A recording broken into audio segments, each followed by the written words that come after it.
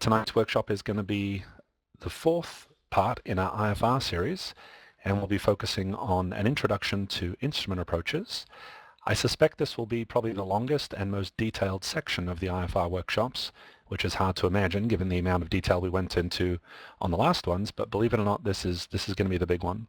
And to that end, I'm fairly sure it's going to be split into multiple parts. In fact, I'm positive it will be.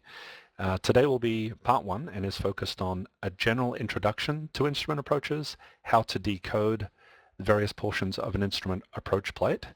Most of the features are common among instrument approaches, so we'll have to do that just one time, basically interpreting the plates, understanding the different portions of an approach plate.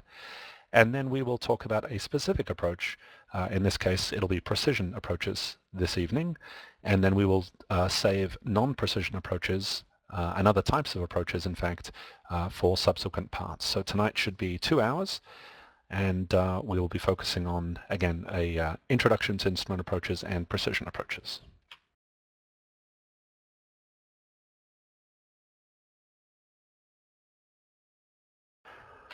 Okay, so the agenda is we'll do a very quick review of what we've covered so far in the IFR workshops, just to give some context as to what it is that we're talking about, what's been covered in the past. That'll be very, very brief.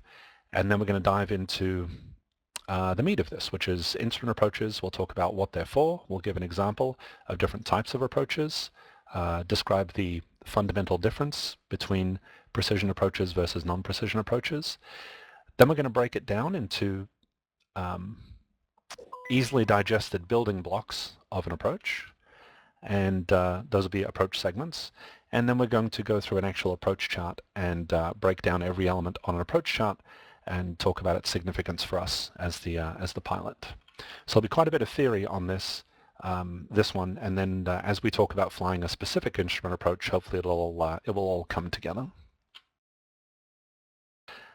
I would also expect that people will have questions about flying instrument approaches in an ATC environment. So if ATC says this, what do you do, or what do they mean by this?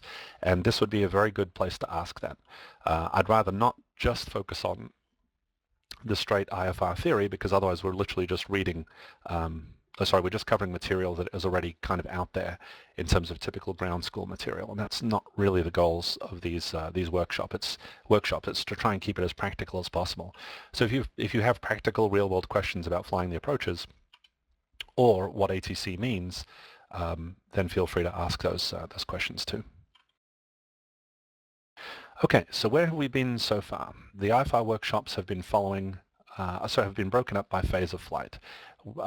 Part one was on departures. We covered ODPs and SIDs, diverse departures, VFR departures, all that good stuff.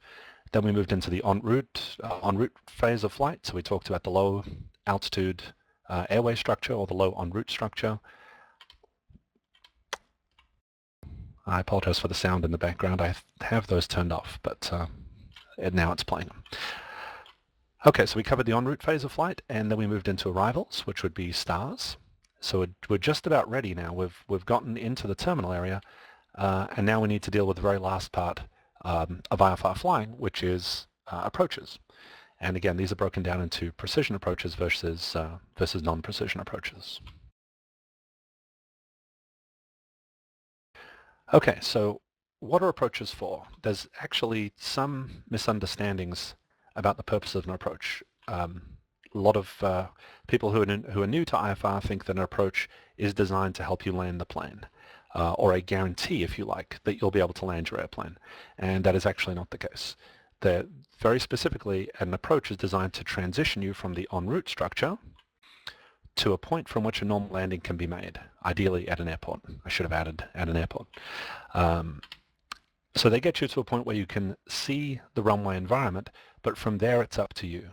And I say that because while it is true that many approaches will drop you off at the front door, where it's very, very easy to make a straight-in approach or basically land straight ahead without too much effort, they'll also take you down very, very low to the ground. That is not the case for all approaches. Certainly today we'll be talking about precision approaches, which do get you down to that level, but there are there is a whole world of non-precision approaches that can leave you as high as 11 or 1200 feet off the ground and not pointed near any of the runways, in fact. So there is still pattern work or circling that needs to be done. A lot of stick and rudder skills. They literally don't just drop you off on the runway, at least not in all cases. So now that we have that in mind, let's talk about some different approaches that exist. Some of these names will be familiar, maybe some of them won't. The ILS, almost certainly everybody has heard of ILS approaches. That's the probably the most famous one. It's what everyone seems to aspire to do, especially in as you get into faster, heavier aircraft. It's flying the ILS down to minimums is what a lot of people practice for. But there's certainly many other types of approaches out there as well. So we also have localizer approach, VOR approach, LDA approaches. There are more types of instrument approaches, but these are just examples.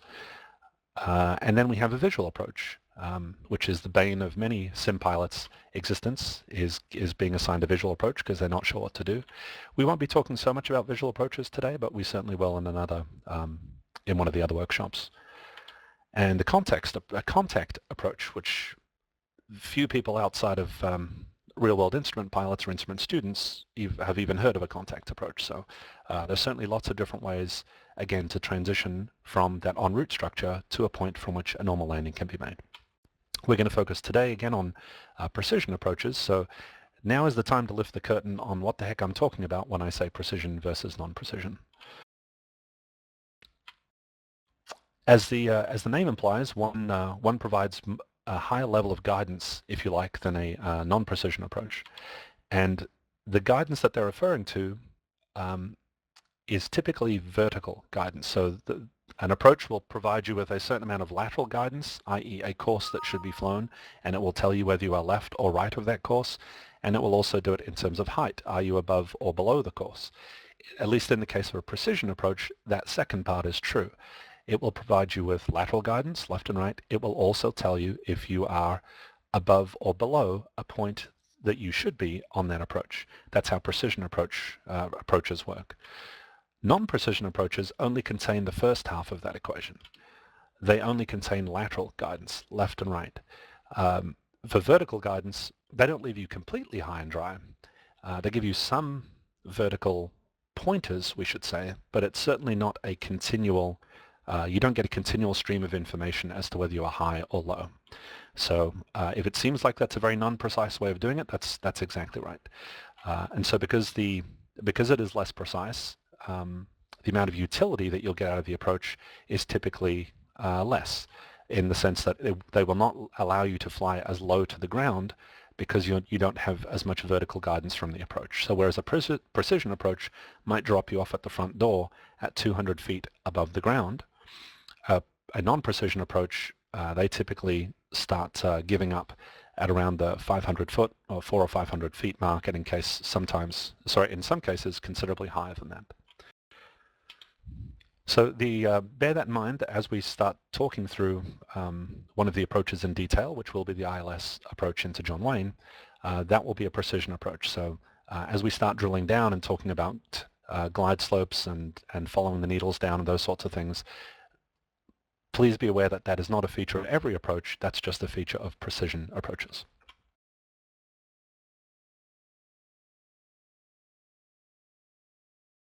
Okay, so let's break this.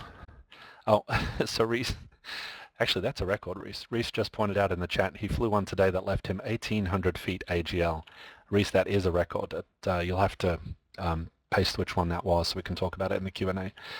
So yes, some approaches, non-precision approaches, are really imprecise, and they leave you fairly high, which sort of limits their utility in bad weather.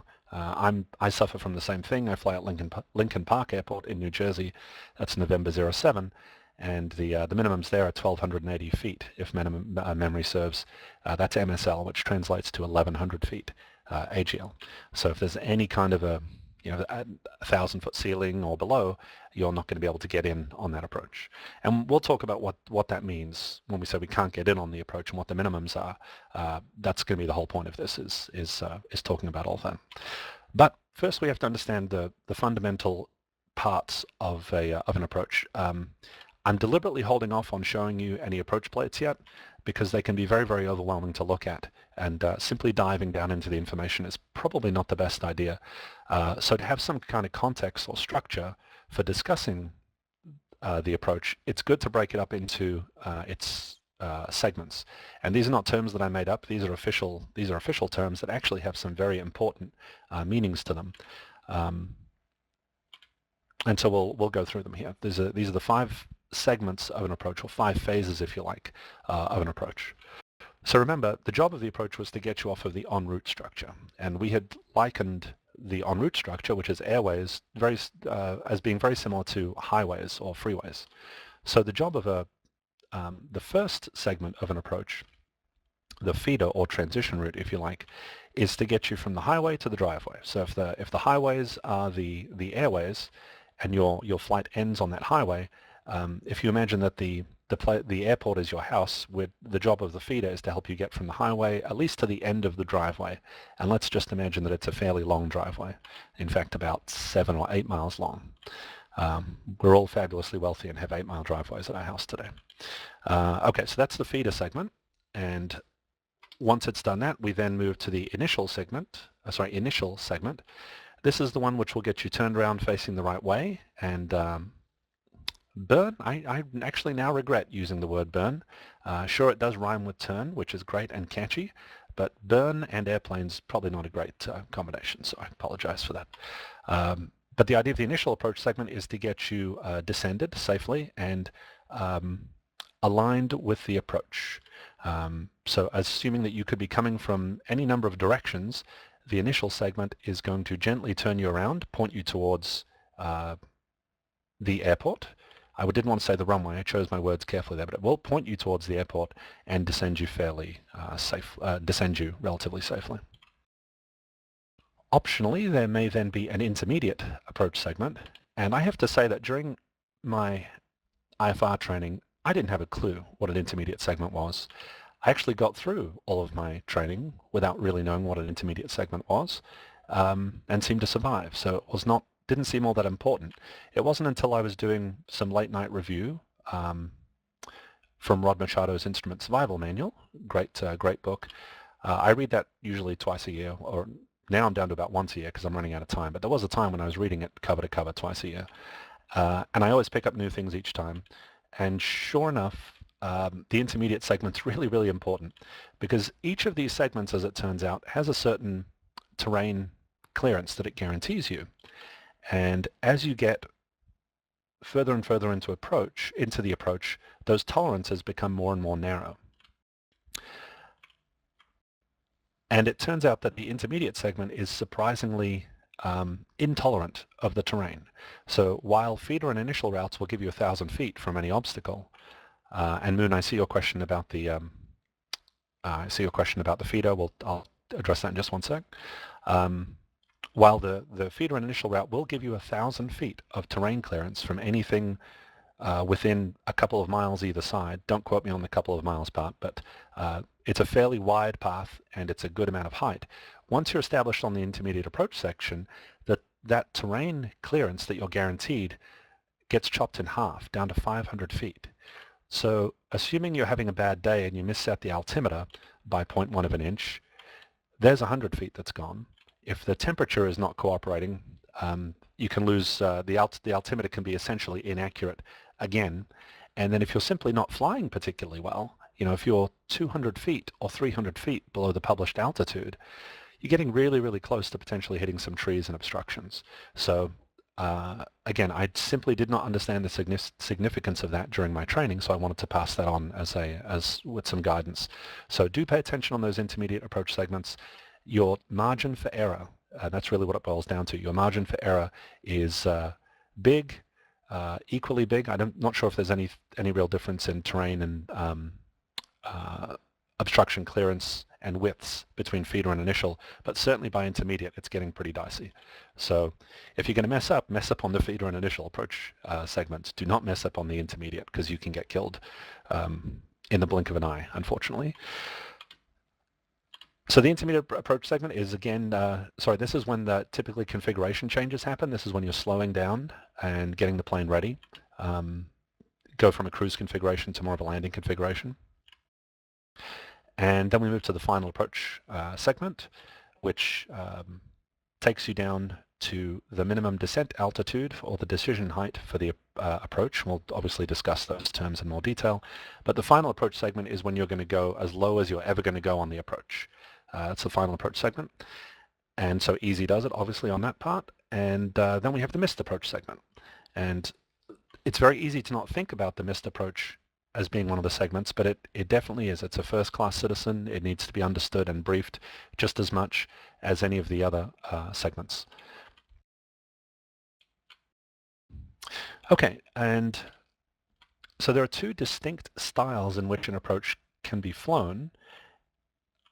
Those are the full approach, where you cover all segments of the approach, or VTF. That's just because I didn't have much room to type this. That would be vectors to final.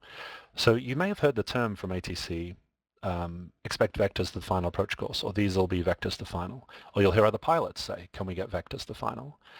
And what they're referring to is the final approach segment in that case.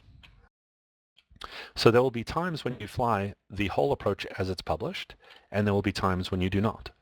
And you need to be equally versed on how to do both of those. While it is true that at busier airports with that have full radar capability, or where the approach controllers have full radar capability, you're going to be getting vectors to final, practically speaking, 99.9% of the time. But there are times when the radar goes out, or for whatever reason, you may need to fly, the full approach. So this is the stuff that you practice a lot during training. You'll practice the full approach during training, but then once you're flying in the real world, you'll typically be getting vectors to final, at least again at the major metropolitan areas. If you're going to more remote areas where there is mountainous terrain and radar coverage is not so great, full approaches are a whole lot more common. But certainly in the busier terminal areas, vectors to final are common. The upshot is you have to be able to do both really, really well. So we'll talk about the how to do both as well. Okay, so before I leave this slide, Moon had a very relevant question, which is the feeder the star? And I'm trying to think about that.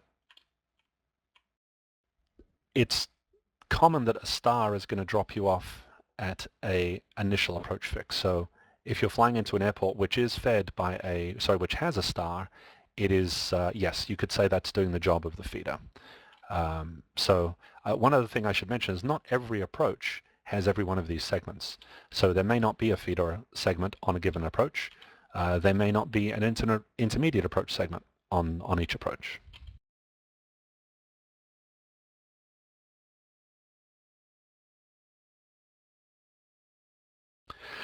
Okie dokie, we can move on. And don't worry, the feeder the feeder segment is very well labeled on a chart, at least when you know what you're looking for, and we'll definitely cover that.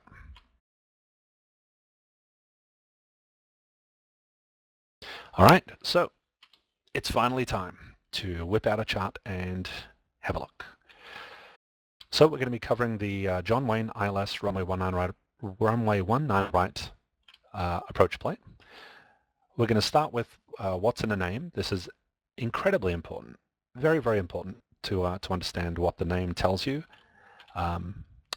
Gives you a lot of information, doesn't give you all the information. It's actually disturbing, some of the information that it doesn't give you. So we're going to cover that. We'll review the communications panel, top-down view, vertical view, and the minimums, including the approach categories. Okay, let's pull up the chart and have a look.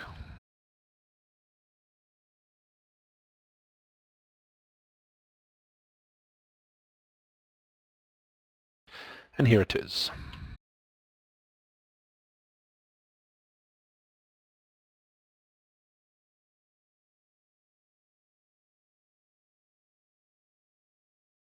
All right, is everyone relatively happy with the size of that approach plate? Is it looking reasonable?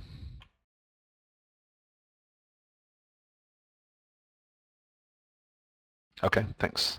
Yes, it's no accident that I picked the ILS ILS runway 19 right approach plate. There are a lot of people here who have done or taken part in some of the pilot training program that's available on PilotEdge. This is, of course, the I1 rating, which has you fly this approach. It's also the I6 rating, which has you fly it again. First time around, you'll be doing vectors to final, and by the time you've done, when you come to the I6, you then have to fly the full approach. So we will cover both of those, how to cover both of those towards the end of this. Right now, before we jump into that, as I said, these have an incredible amount of information, and it is best to approach this step by step before saying, well, we're going to start here and fly here and turn around and come back in. It would just be premature to do that.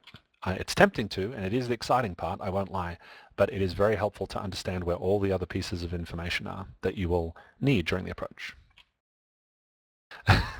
Mark said, I see this plane in my sleep. I've flown it so often. That's heartwarming.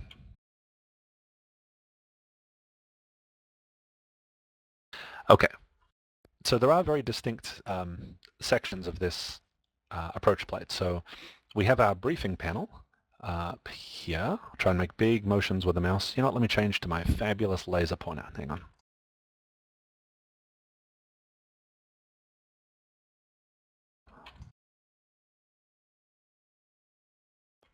There we go.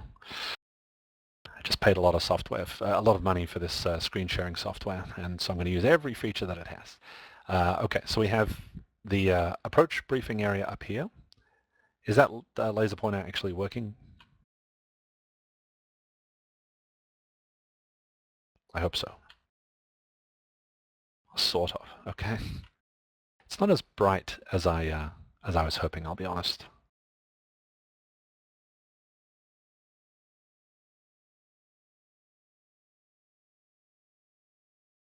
Yes, I'll try not to shine it in anyone's eyes. Good point.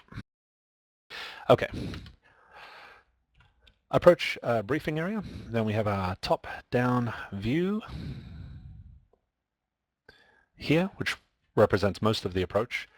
And that is where you'll be spending a lot of your time looking while you're flying the approach, probably alternating between the top-down view up here, and over here we have our vertical profile that I was referring to before.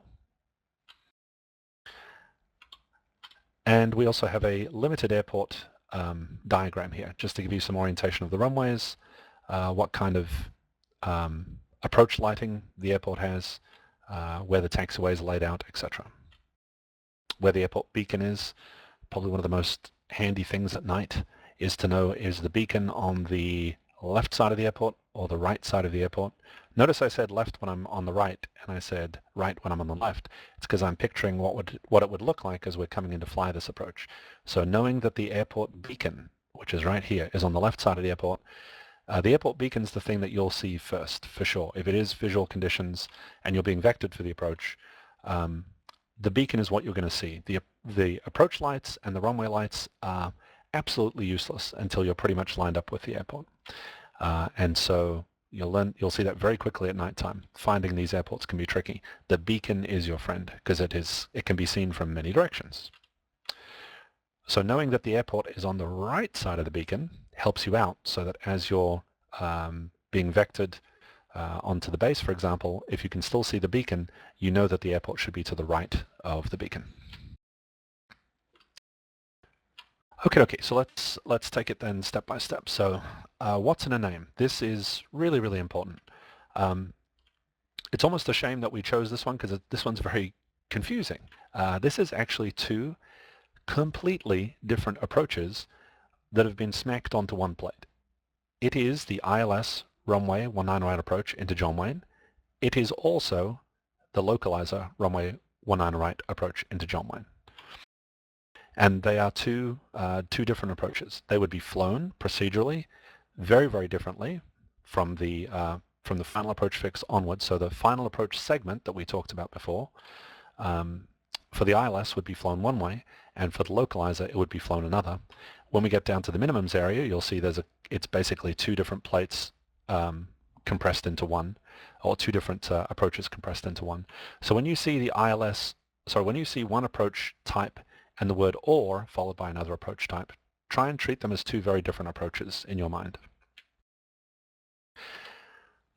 The ILS is the precision approach, which is what we're going to be covering today, and localizer is a non-precision approach. So even though these two approaches share a common, the primary nav aid to fly this approach is the same.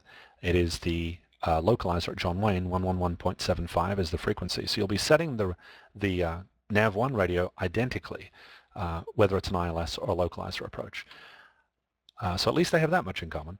But other than that, from the final approach fix onwards, they're two radically different approaches. But today we're going to limit ourselves to the ILS portion of the approach. In fact, now that I think about it, for when we do part 2 and we do non-precision, there's a really good chance I'll actually kick off the non-precision presentation talking about the localizer runway 19 right approach at John Wayne, so you can compare the difference between the two. Okay, so what this means, other than the fact that there's two approaches here going on, is that it's giving you a hint as to what navigational capabilities or equipment you need to fly some of this approach. It doesn't tell you everything you need to fly the entire approach. It just gives you a hint.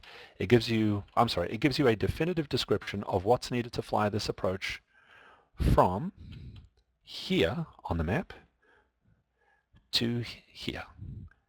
Thanks for the help, buddy. It's given us, as you can see, this approach covers stuff down here. It covers stuff over here. You fly over here.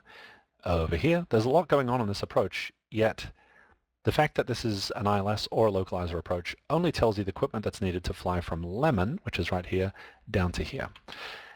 And this is, Rod makes a very good point about this in his books. It's kind of like the Venus, it's like the Venus flytrap. So they suck you in thinking, come on in, give it a try. You only need a localizer, or you only need to be able to receive an ILS, or have the equipment to fly an ILS.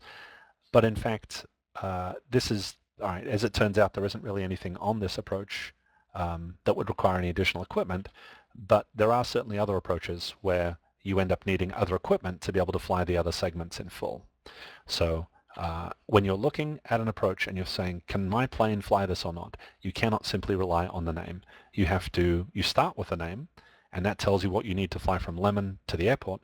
It doesn't give you any description of what you would need to fly from, say, Seal Beach out to Sega, and then shoot both the feeder segment, the initial segment, and the intermediate segment, and even the mist might require additional equipment.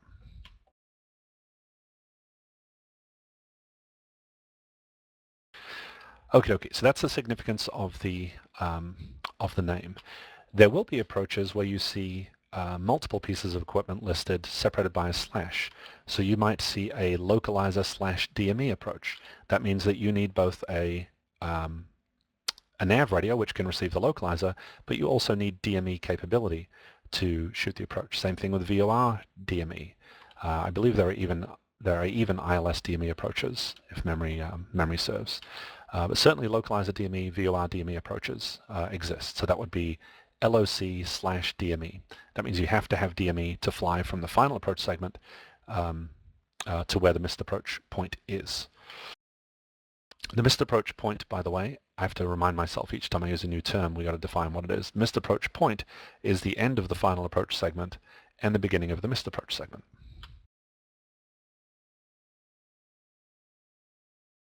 Okie dokie. So we've gone through the what's in a name. Let's talk about the other major sections here. I said the comments panel. That's probably inaccurate. It's the I think it's called the briefing panel, which is really all the stuff up here. So typically you will absolutely need this information over here. So every approach has a single primary nav aid that is used to provide guidance on that approach. If it's a GPS WAS approach, it'll have a channel number, I believe, or something along those lines. For localizer approaches, they'll have the localizer or ILS approaches, they'll have the frequency of the localizer. If it's a VOR approach, it'll have the frequency of the VOR. If it is an NDB approach, it'll have the frequency of the NDB. So for this approach, it's 111.75. And this is a localizer DME, and its identifier is ISNA. We can see that depicted here on the top-down view, here's a more detailed description of the localizer. This includes the Morse code. This is life-saving, this Morse code, and essentially the ability or the requirement to identify the nav aid prior to flying the approach is really, really critical, because what if there was another ILS nearby with a similar frequency? The only thing that's going to save you from joining the wrong localizer, essentially, or misinterpreting what the instruments are telling you, are by making sure you have the right one tuned in. So typically you would, best practices would be to say this out loud and to actually have your finger on the frequency, and literally as you're saying it, move your finger across the each of the numbers to verify that you've got it right. And then of course back it up with the Morse code if you're flying with equipment that does that, or if you have some digital equipment like a G1000 or even a Garmin, I guess a Garmin 430 or 530 might do it as well.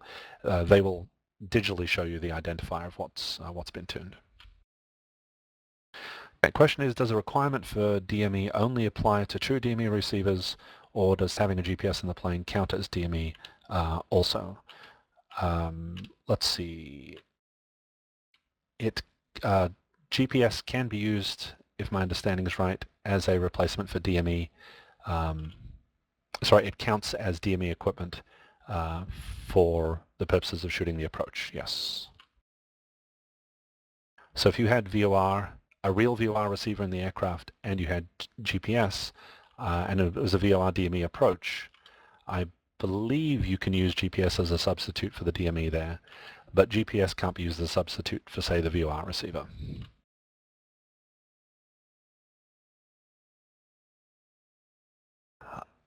Mark, I'm not 100% sure on that point, so it is worth doing a follow-up on that one offline, and we'll find out for sure if it is, and I'll try and make a notation in the text for the video when this gets posted later. So two vitally important pieces of information when you're starting to think about this approach are: what's the primary nav aid, which is going to provide guidance on the final approach course. That is what that number refers to. Notice there are other nav aids in play here. We have the Pomona VOR up here that's doing something. We have a Paradise VOR that might be doing something. We have a Seal Beach VOR that might be doing something. All these different navigational aids, yet only one is listed. And that's because this is the one which is going to offer you guidance in the final approach segment. So that's the significance of that number. The second very significant number is the heading of the final approach segment, also known as the final approach course. So 194 degrees. If you think you're on the final approach segment and you're flying a heading of 090 or 360 or 270 or anything other than a ground track of 194 degrees, something's amiss.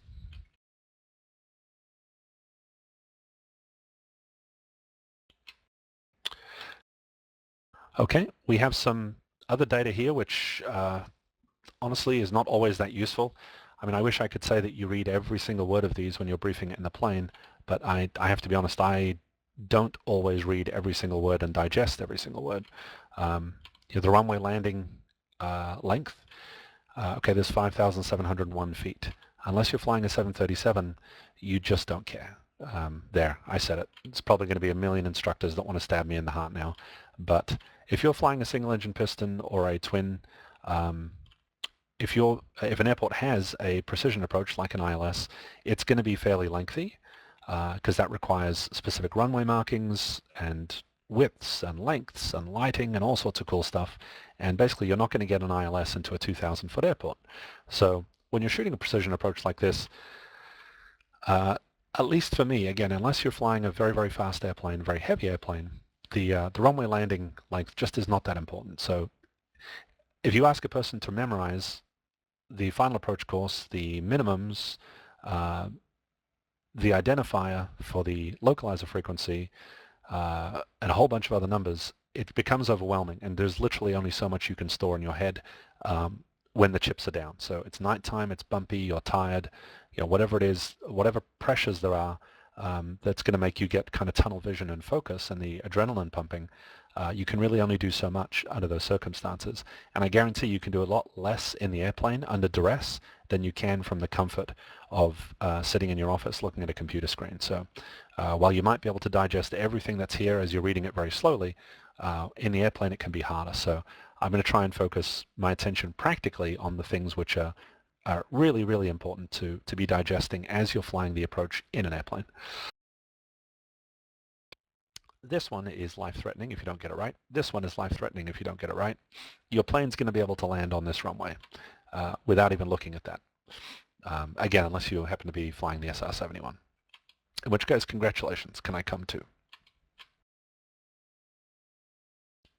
BDZE is the touchdown zone elevation, and it's 1 foot different from the airport elevation. Just not, again, not that critical. I think maybe when you get down to Cat 2 and Cat 3 approaches, which are really, really, really low-level approaches, that sort of stuff might become important. But again, I just have to be honest. As long as I know the general airport elevation, I tend to be quite happy.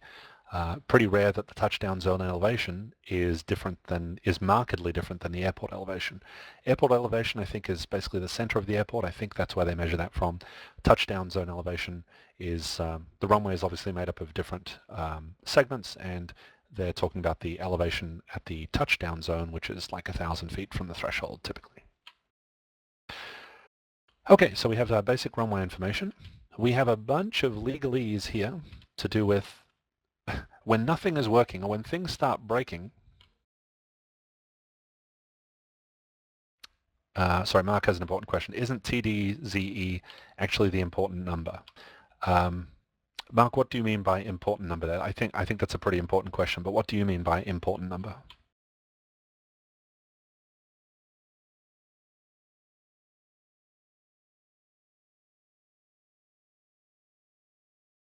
And you can say it on voice if you like, I don't mind. Okay, I'm guessing he's typing. All right, I'll let you type. I'll answer the second question. Does CAT refer to categories of precision approaches? Yes, yeah, I used Cat 2 and 3 kind of loosely there without defining them.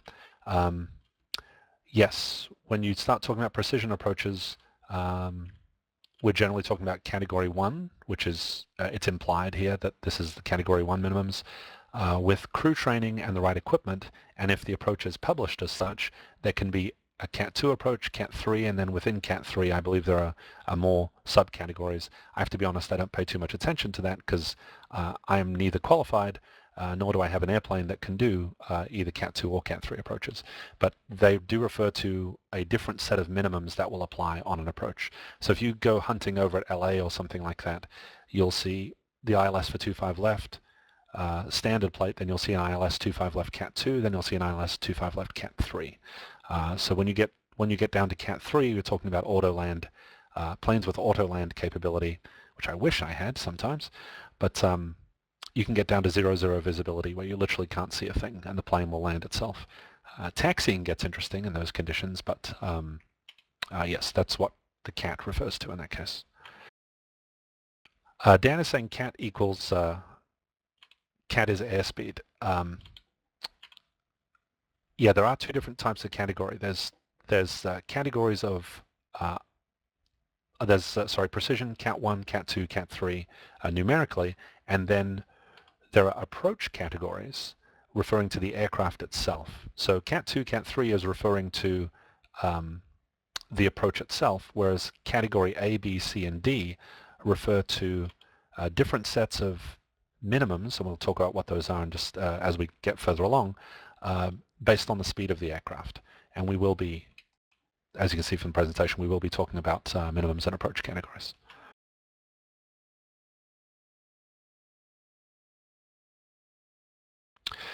Mark, yes, you're right. The place the airplane is going to contact the runway is at or near the touchdown zone elevation. That is 100% correct. Yep. I'm not sure I care about the elevation at the center of the airport, do I? If you're going to pick one number to care about, you're right. Touchdown zone elevation is the one. Again, I'm yet to see, practically speaking, a very big difference between the two. Maybe at Courchevel in France, where the airport is probably 1,000 feet higher than the touchdown zone elevation because it slopes like a big ski jump. But other than that, I don't know of too many places where they differ greatly. And what I'm really caring about as the pilot is, okay, are we at 5,000 feet for our TDZE, or are we at sea level? Yeah, you're right. The difference between these two is not important. If you're going to pick one, I guess TDZE is technically more important because that's the altitude you'll be touching down at. But I have never once been looking at my altimeter at the time my wheels touch the ground. So I don't really mind. I don't really care too much. At that point, once the approach has done its job and it drops you off, at least with a precision approach, it drops you off looking smack down the runway. It's a visual maneuver from that point. In any case, you just land the plane. But yes, Mark is technically right. If you were going to care about a number in terms of altitudes, the TDZE is the number at which, if all goes well, that's the altitude you will be at when your wheels touch the ground. Okay, so the approach has a bunch of minimums and visibility requirements, all good stuff which we're about to talk about, under the best of circumstances. However, a lot of the FAA equipment seems to be rented from Acme Rental, and a lot of stuff doesn't work a lot of the time. So when things break, they will talk about how they're going to modify the approach based on those breakages. So for example, when the local altimeter setting is not received, you're supposed to use the Fullerton altimeter setting. Increase all decision altitudes by 36 feet and all MDAs by 40 feet. Good luck. Good luck with this part, adding 36 feet to your decision altitude. Maybe I'm just not as precise as I should be, but that's a tricky endeavor. Just call it 40, make your life easy. But yes, so when things start breaking, they modify the contract and they start raising up the minimums. They don't let you go as as low as if everything was working. In some cases, they actually allow you to go lower. And it wasn't until I was recording the I1 or I2 video that I was briefing this approach. And I'll give you an example. There's a number here.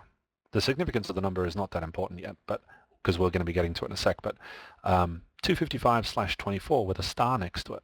And in all the years that I've been flying this approach, I don't think I ever really paid much attention to the star. And it was only when I was literally doing this video, that I saw the star and thought, okay, they don't put stars on there because they have a 5-year-old daughter who likes to put stars on things, unlike me. So I'm used to seeing random stars on my personal equipment at home, and I ignore it.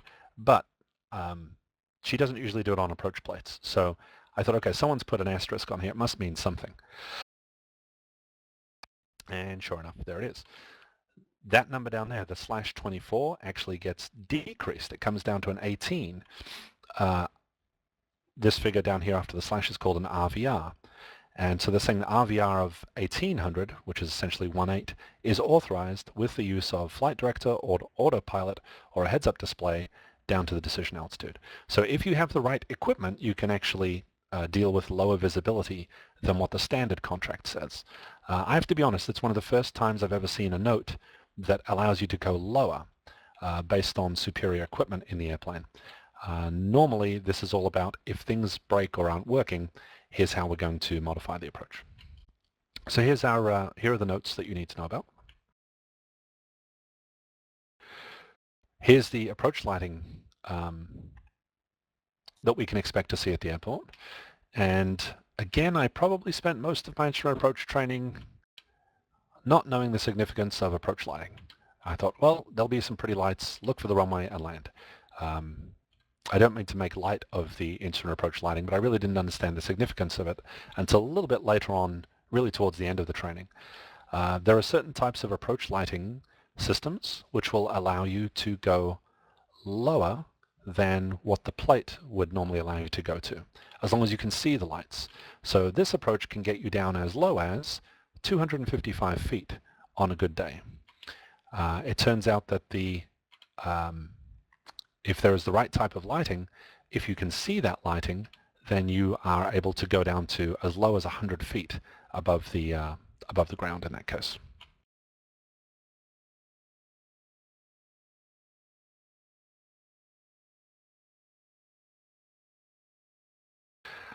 Let's see. The question is, what does the black T and the black A mean? This means that there are non-standard takeoff minimums that apply, if memory serves, and this means that it has non-standard alternate minimums that apply. Neither of which have anything to do with flying an instrument approach. So that's why I'm not covering them.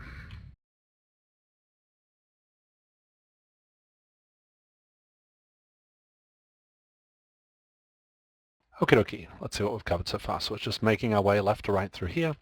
So we have our notes, we have our lighting, we have our primary nav aid, approach course, some relatively useless runway information, and then we have this really important part, the missed approach. So if you don't get the runway in sight at the end of the final approach segment, you execute the missed approach, and this describes textually in full what the missed approach procedure is. Thankfully, there is also a more visual depiction of the missed approach procedure. So you would certainly brief this, i.e. you would sit there and read it word for word as you're over here somewhere, or hopefully way off to the left side of my screen where you can't even see the pointer. So from a great distance you'll be briefing this approach, and by brief I mean you read it and understand the information that you'll need to fly the approach, and it's very important to brief the missed approach. You do not want to attempt to start briefing the approach as you're going missed. That's a great way to die because it is already fundamentally a fairly busy time. You're cleaning up the airplane, changing configurations, changing power, changing the pitch angle, which can be very disorienting. You're accelerating, which can be even more disorienting. All sorts of things going on in the missed approach. What you do not have is time to start reading this from scratch. You should know what at least the first few steps of the missed are from memory. If not, at least in the worst case, you at least look down to look at the summary. But certainly your nav radios and everything should already be set up to fly the missed. At least the second set of nav radios, for example, be set up to fly the missed. So the missed is duplicated. It's described in full here, and then it's described in summary down here in the vertical approach portion. I'm not going to really review what the specifics of this missed approach are. We'll talk about that as we chair fly this approach. But just know that there is a missed approach procedure here. Okay.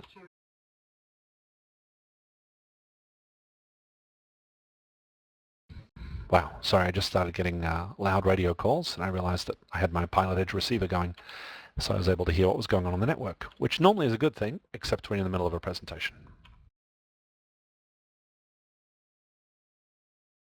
Okay, so we've gone through the beginnings of our briefing plate. Again, notes, lighting, missed approach procedure, and now we have our comms panel. This is really very, very important, and I've watched some people flying approaches recently who are sim enthusiasts. Basically, they haven't started instrument approach training yet, but they're dabbling in this sort of thing. And what I typically see is people not giving this quite as much attention as they should. The goal of instrument flying, and we've talked about this during departure procedures, talked about it during en route procedures. The idea is to prepare as much as you can in advance for what's coming up, so that at any given time you're not stupidly busy. Certainly you will get busy at times, but you can mitigate some of that busyness or reduce the busyness by preparing your equipment and being mentally prepared in advance. So at any given time you're just making small changes, fairly continuous changes, but they're small changes, preparing the equipment for what's about to come. So at a high level, let's talk about this from a communications perspective. We started off at clearance delivery on the departure airport. We went to ground, we went to tower, we went to departure. We flew the entire departure. We went to the en route phase, depending on how far we were going, how high we were going. We might talk to center. So center and en route are synonymous. Then we start getting towards the terminal area of our arrival airport. If it's served by a TRACON, then we're going to be talking to TRACON, which is approach. And in this case, sure enough, this John Wayne is covered as part of the SoCal approach TRACON. So SoCal approach control, in the real world, they use 121.3 is the frequency for the sector which handles the final approach course for John Wayne, at least for the 19 right approaches. So we have an idea of what approach frequency we're likely to be on before we even get there. Again, this is in the real world. It's very, very helpful to have that number. It's not an ironclad guarantee. I have had cases in the real world when it's quiet where they'll have you on a different frequency and they won't change you over to this. But once you are on this frequency, you can get quite a bit of, there are two pieces of information you can derive from that. One is, I'm going to be flying this approach pretty soon. So if you're on 121.3 in the real world, this is going to be the last approach controller you're talking to, and it's time to fly the approach fairly soon, if you didn't already know that. Also, it means you can, with a fairly high degree of confidence, you can start setting up your standby frequencies to the tower. Because sure enough, once we're done flying this approach, guess who we're going to talk to get our landing clearance at John Wayne? I guarantee it's not going to be the approach controller. It's certainly not going to be ground controller. It's going to be the tower controller. So what you can do is set up your COM1 standby radio to 126.8 so that when you're in the thick of it flying the approach and the plane's bouncing up and down, as you're approaching Lemon, SoCal is going to say Cessna 123 Alpha Bravo contacts John Wayne Tower 126.8. It may come across muffled. You may not hear the 8 properly. For whatever reason, this could be a high workload moment if you didn't know this in advance. So again, in the spirit of reducing your workload, there's nothing stopping you setting that 126.8 during the approach. So whenever you have a moment, it's important to brief this from left to right. So, okay, did we get the ATIS? Who are we talking to? All right, what's the tower going to be? And depending on how your radios are set up, if you do have a second comm radio, it's also not a bad time to preset the ground control frequency if possible. Clearance delivery, not so much. You won't be talking to them. Unicom, depends on the airport if you're going to need that or not. Maybe if you're going to call for fuel or call the FBO, something like that, it would be good to have that number. But you should be getting the ground control frequency into COM2 if you are running a 2 radio system, and if you frequently use 2 radios. I happen to not use 2 radios in my plane. I typically only use, I have 2, but I use one for receiving most of the time and one for transmitting. So my general MO is to, once I know that I'm talking to my approach controller, either by matching the frequency or by being a good listener, you can work out pretty quickly too. Here's how you can tell if you're talking to the final approach controller. He's clearing people for the ILS runway 19 right approach. So if someone ahead of you is getting cleared for this approach, that means this is the person. So I will then set tower into standby. Once I have swapped to tower, if I have time, I will get ground in there. Truth be told, I don't generally do that on ILS approaches in turbulence because I'll be busy enough flying the approach as it is. But if things are smooth and I'm ahead of the airplane, then I will try and remember to set ground into the standby. Not critical though. If you don't end up setting it, not the end of the world, because it's not a high workload situation. Once the plane is coming to a stop, it's not that hard to reach over and dial in a ground frequency at that point, either when the tower gives it to you or literally as you're clearing the runway before the tower says something to you. Maybe then you look down and steal a glance at the ground control number, and that's when you type it in. You know, Mark, that's a fantastic question. I really don't know why clearance delivery is printed on this approach plate. I just don't have a good answer. I can't even guess at it, to be honest. I've wondered it, but never wondered hard enough to actually ask anyone, but I share your curiosity. If anybody knows why clearance delivery frequency is published on an approach plate, feel free to share. Presetting frequencies can reduce your workload, and that approach to tower 1 I view as critical, and I think you're making a mistake if you do not get that set in the standby radio. You're missing an opportunity to reduce your workload at a time which, trust me, can be very busy. The final approach fix down here, lots going on the airplane as it is. The ground, not so much, but if you can do it, great.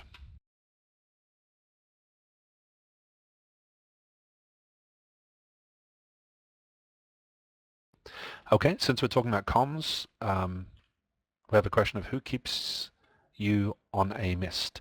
I assume you mean who will you be talking to on a mist. Initially you'll be with the tower. You'll report the mist approach with them. And once you've reported the mist, they will either give you alternate mist approach instructions. So this mist, since we're talking about it, tells us to climb to 3,000 feet via ISNA south course. ISNA, you'll remember, is this fellow over here. It's the localizer. So we were flying the front course, i.e. the traditional part of the localizer on the way in. If you go mist, now we're going to fly the back course. So we track the localizer. I shouldn't say track the localizer outbound. That would be a huge mistake. That's not what you're doing. You're flying the back course to the south here. Tracking the localizer outbound would be what you do here at Sega when you're turning the plane around. So initially be with the tower, and once they've either told you to execute the missed approach as published, which is to fly the localizer and then hold at minnow, and you'll notice there's a cutout here showing you the missed approach fix. So in terms of what's going on, I'll try and move this smoothly so it's not so jagged. We're coming towards the airport. There's the airport right there. We go missed. We track the localizer basically straight as an arrow, continue to the southwest. There isn't room to show the missed approach to scale here, so they have this box over here. Now assume we're continuing on the localizer back course, and we get to minnow, and then there's a hold at minnow. That is the published missed approach right there. What tower might give you is something completely different. They might say fly heading 220, climb and maintain 2000. They might say fly heading 175, climb and maintain 5000. All sorts of things might happen. So tower will give you some kind of instruction, and very quickly after that they're going to boot you off and hand you off to SoCal departure, probably 121.3. So you are, no, you're definitely not going to talk to clearance delivery during the missed approach procedure. Clearance delivery, remember, they're below ground in terms of the phase of flight that we're talking about. Clearance delivery does not control the movement of airplanes. They don't have a radar. They're just kept in a dark room, only fed bread and water once every couple of days, and their job is to take out strips from the strip printer and write some hieroglyphics on them, read them out to pilots, whimper a little bit, wishing they could be let out more often, and then throw those strips over to a ground controller. So no, you will definitely not talk to clearance delivery. But you can expect to talk to tower initially, then the departure controller, and they'll ask you to say intentions actually. What do you want to do? What was the reason for the missed? They'll want to know the reason for the missed. If this is a practice approach and they knew you were going missed, they won't ask you the reason. But if this is no kidding, IFR weather, everyone's shooting approaches trying to get down, and you go missed, they're going to want to know what the reason was. Did you make a mistake? Were you too high? Were you too fast? Did you just not see the airport? Is the weather getting worse? What do we need to know as a controller that we can tell other people about the approach you just did? Is it significant? So you want to be as honest as you can and say why it was you went missed. If you were too fast, then say we were just too fast. That's good news for the controller. If you say, well, we just didn't see the airport, that's bad news for the controller, believe it or not. So don't, it's only just occurring to me now that I'm having seen how sim pilots are flying.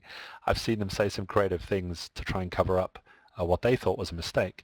And yes, certainly being fast is an error. But again, the pilot from an ATC perspective, it's good to know that you simply made an error and it wasn't safe to land, as opposed to, oh dear, it's just gone below minimums. Now nobody's going to be getting in, and that's important. So if you say we didn't get the field, we didn't even come close to seeing the field, then they're going to start making plans for what they're going to do with the 5 planes behind you that we're going to shoot this approach. Because believe it or not, people are usually not wild about shooting approaches when there's not really much chance of getting in. They'd rather make alternate plans. And it's very different in a training environment. You just shoot approaches. You shoot approaches, shoot approaches. In the practical environment, your goal is not to sit there shooting approaches all day. It's to get the plane down somewhere safely. So if people aren't getting into John Wayne, word will travel pretty fast, and controllers will start relaying that to pilots and say, hey, people aren't getting in. The last 3 guys have gone missed at John Wayne. Do you want to try the approach, or do you want to go somewhere else?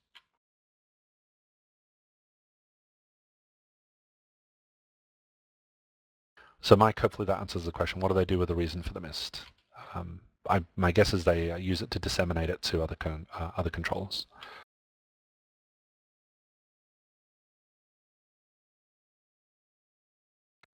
And yes, on PilotEdge, so John Wayne is in an area with multiple sectors using multiple frequencies.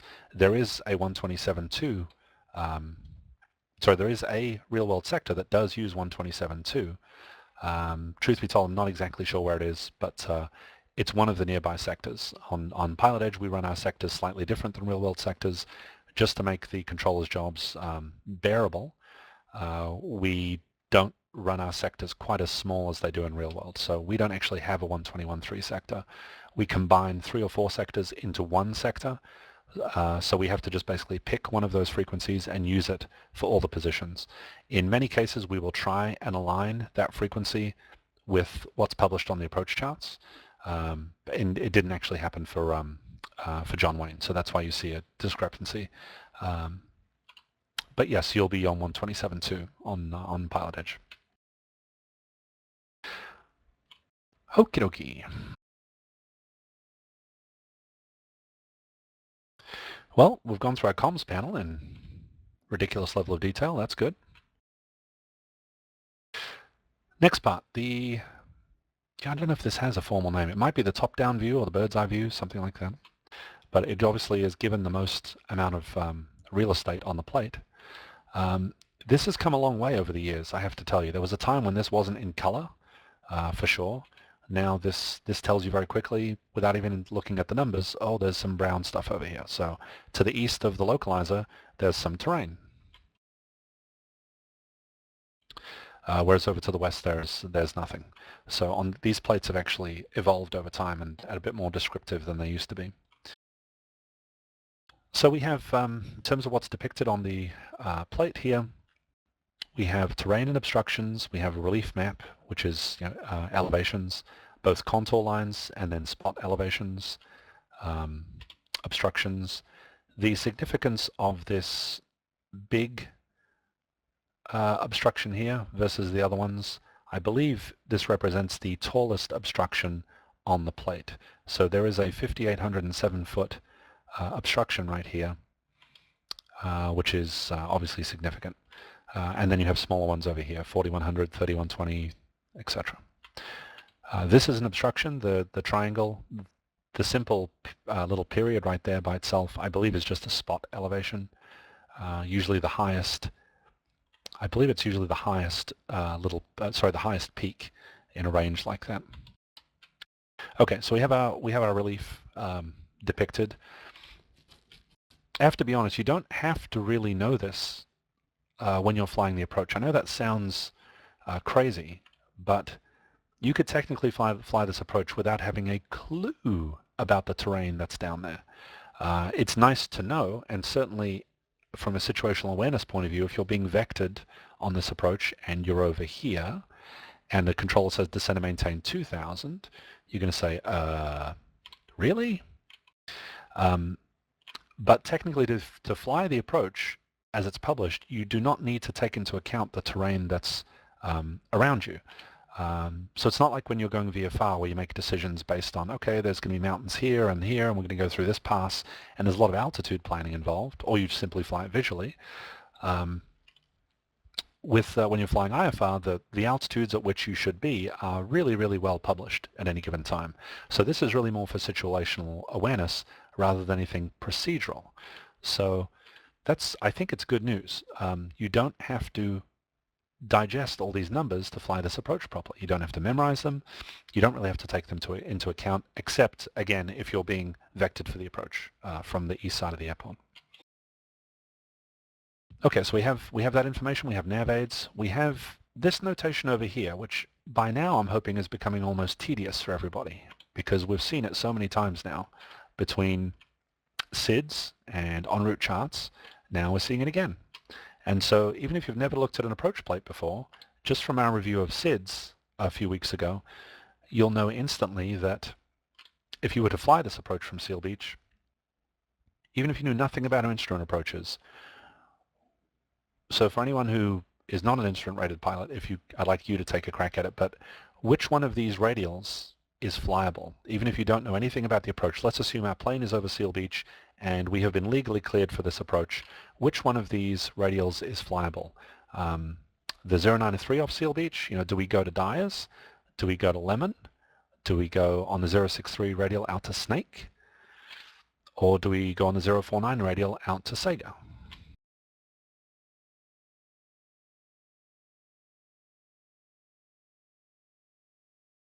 Interesting. We're seeing a wide range of answers. I'm kind of surprised. This will give us something to talk about. Okay, we got a couple of votes for the 075 radial. Okay, so for those that said 075, oh, now we have an everyone is flyable. Great. Okay, so for those who said 075, what is it about the 075 that looked particularly appealing to you versus the 063 or the 093 or the 049? What was it that stood out about the 075?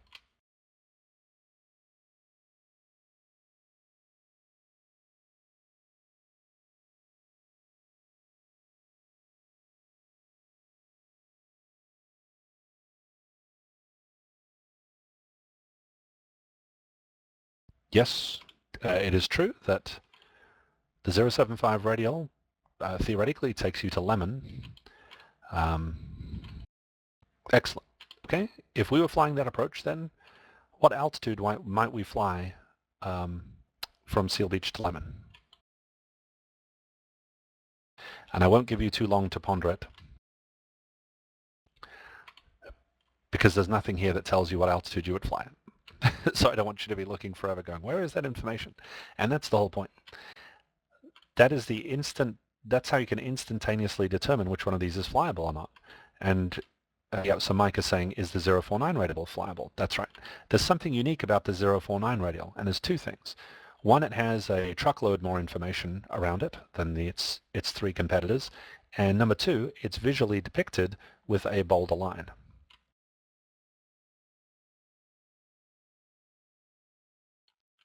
So remember this from SIDS when we looked at standard instrument departures. The notation was very, very similar. Also on low en route charts, you'll see the same thing. You'll see thin lines with just a radial, and then you see thicker lines with an MEA. This is the minimum en route altitude. That's the course, which these four do have in common, and that's the distance. So it's the presence of the MEA and the distance which tells you that this is flyable.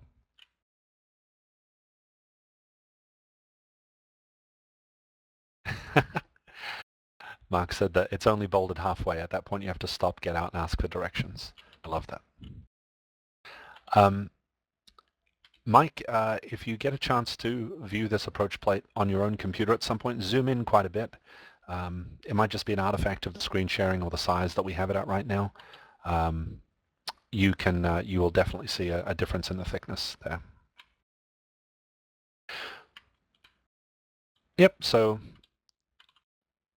there's an example of a flyable radial versus a non-flyable radial. And that information, and again, this is a really, really crucial concept to get. One of the most important, because it affects so many phases of flight. As I said, the SIDS have this, en route charts have this, stars have this, and now instrument approaches have that. Well, guess what? That's every phase of flight involving IFR charts utilizes this concept. So it can greatly simplify your perception of how to fly an approach. It answers so many questions instantly. And the question that we have, because we are about to start flying this this approach as soon as I get through the vertical portion, the question that we have when the plane arrives at Seal Beach is, where do we go next? And at a millisecond glance, I know that it's this one. I don't care where it's going. I can tell instantly because of this. It instantly rules out these other three. And again, anything that reduces your workload, gives you the information you need faster, is worth knowing. So this little tidbit of having to have an MEA and a distance can just save you so much time and energy when you're trying to decode the chart.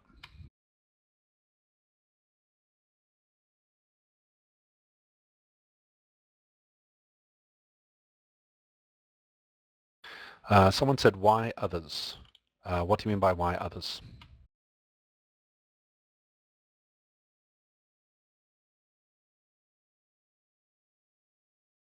Why do they show the other three? Perfect. It's a great reason. Why do they bother confusing you? Because at some point, these magical places, Snake, Lemon, and Dyers, become important for you to be able to know that you're reaching those points when you're flying the approach. They are not important when you're going from Seal Beach out to Sega, but they do become important once you turn around and start coming back down the localizer. You need to know when you're at Snake. You need to know when you're at Lemon. You need to know when you're at Dyers, under some circumstances. So while we're looking at this profile view, let's talk about that particular thing. How can you know when you're at Snake? How can you know when you're at Lemon? How can you know when you're at Dyers? there are three ways of knowing that you're at these points. One is you could use a area navigation device like a GPS. Sorry, specifically GPS, would tell you that you're over Snake. So if you simply had this approach loaded into your GPS, it would have these fixes depicted for you, and it would tell you what your distance is from each of them. So we will be going from Sega, which is up here, to Snake, which is here, to Lemon, to Dyers, to the airport. So GPS is one way. Second way is, you'll notice that they're kind enough to put DME references here. And astute viewers might remember from the en route presentation, 2 presentations ago, that this is the notation for DME. When they're showing how far a fix is from the original nav aid that it's based on, they show it in this notation. It's got this sort of rectangular shape, except the right side of it is curved. So Snake is also 11.4 DME on ISNA. So this tells you right away that the ISNA is the localizer, by the way. This tells you that ISNA has DME.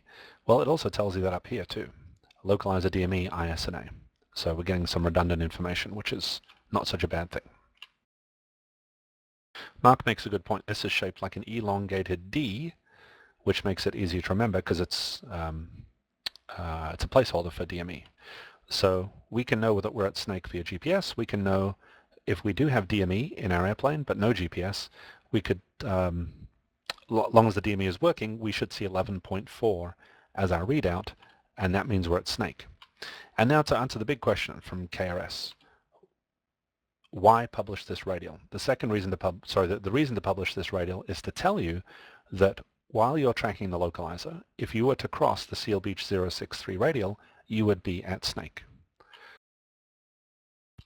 So if you don't have DME and you don't have GPS, how else are you going to know you're at Snake? And so you tune Seal Beach into the second nav radio, if you have one, and dial in the 063 radial, and when, assuming you're on the localizer, you would be spending quite a bit of time looking at that second nav radio, and as that radial comes in, the 063 radial comes in, that means you're at Snake. You do not turn right at Snake and head towards Seal Beach, so I mean, it's kind of obvious as you're looking at this approach you wouldn't do that, but procedurally you're used to seeing needles come in, and when they come in you then turn and you know, you head towards whatever it is you tuned. That's not what we're doing. We're not tuning Seal Beach for the purpose of flying to Seal Beach. We're tuning Seal Beach for the purposes of identifying these step downs and then continuing.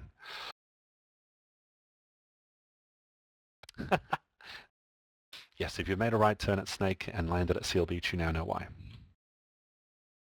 Okay, so that's the,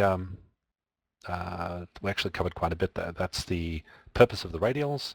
That's the, explains the fixes along the way, etc.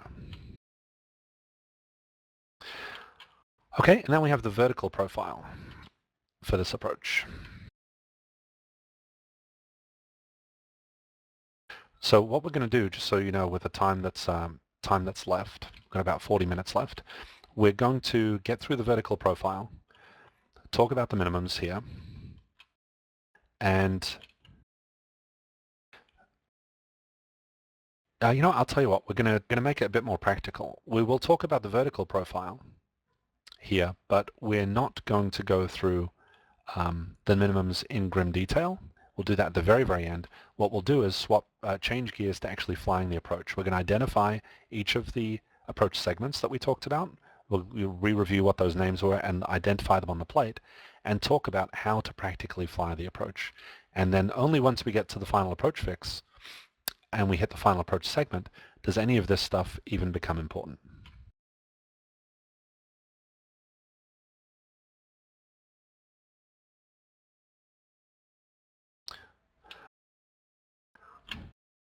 Thomas is asking what did Mark mean when he said he doesn't, why doesn't he ever land at John Wayne? Thomas, it was a reference to the fact that I said don't turn right at Snake and head towards Seal Beach when you see the 063 radial coming in. Otherwise you end up going to a different airport. And yes, he was kidding. I'm hoping. Okie dokie, so let's go through Let's talk about the approach in terms of segments now.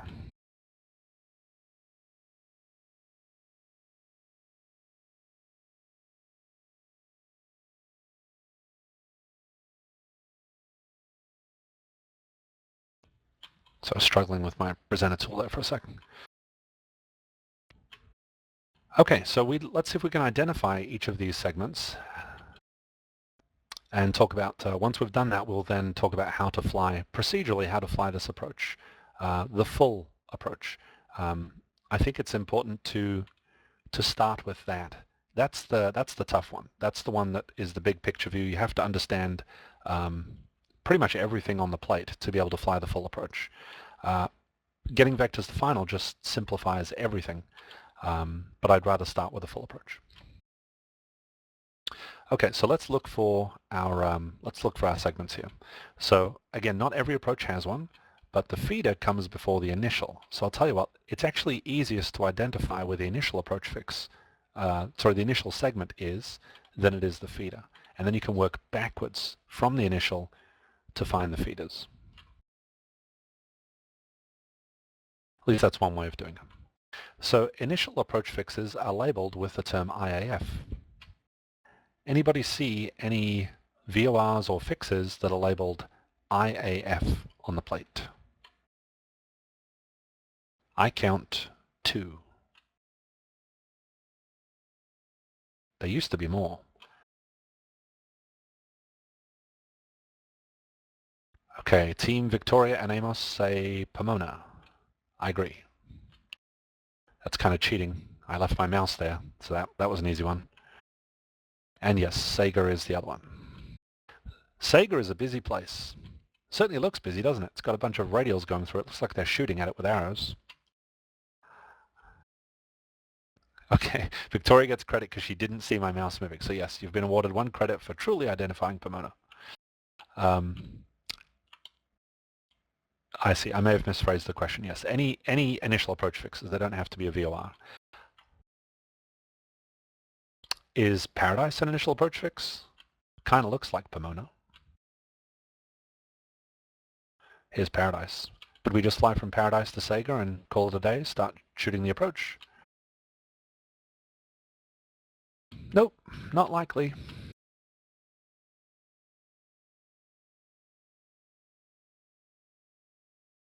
I don't know what just happened to my browser there, sorry. Correct, so it's not labeled as an IAF, that's one thing. Although Seal Beach is not labeled as an IAF, and yet it appears to be flyable. So the difference between Seal Beach and Paradise is that Seal Beach has this flyable information and Paradise does not. So again, you start questioning what Paradise is for, and just like the 063, 075, and 093 radials off of Seal Beach, it's to help you identify a fix. Okay, so we've identified there are 2 initial approach fixes. There's Pomona, so the approach can be flown from Pomona. So this would be an initial segment that we would be on. From Pomona onwards, that would be the initial segment. Paradise is not. And Sega is an initial approach fix as well. So the approach can be started from Sega. Sega's pulling double duty, we noticed, right? Sega is listed as an IAF, but also an IF. An IF is an intermediate approach fix. And an intermediate approach fix is where we're transitioning from the initial approach segment to the intermediate approach segment. So Sega is doing 2 things, which makes it kind of magical. But we don't want to get ahead of ourselves. We were trying to find the feeder. So we said that Sega, yes, it is an intermediate approach fix, but that's not really relevant. Right now, it's acting as an initial approach fix first and foremost. So is there anything that takes us to Sega? Why, yes, indeed. Cast your mind back a few minutes, and it was Seal Beach taking us to Sega. So Seal Beach is a feeder route. You can also tell it's a feeder route because it doesn't say IAF on it. So those are the 2 ways of doing it. So if you have a flyable route that takes you to an initial approach fix, and it itself is not an initial approach fix, then this is a feeder route.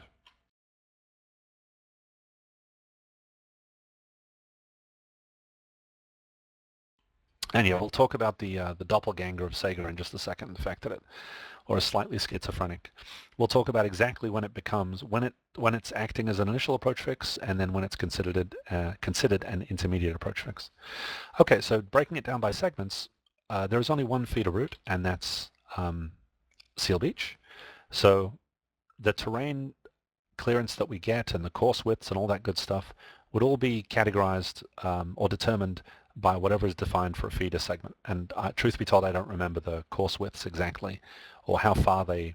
I know that I'm pretty sure this gives you 1,000-foot terrain separation. I'm just not exactly sure how wide, what the distance is on either side of that 049 radial where that holds true. It will certainly be the widest of the bunch. So again, if you're going to be making mistakes, the feeder and the initial approach segments are the places to make mistakes in terms of lack of precision in your flying. And then as you get further and further along, the terrain protection goes bye-bye. Okay, Laurie's asking, is Pomona a feeder as well? It is not a feeder because it's labeled as an IAF, initial approach fix. So this approach has one feeder.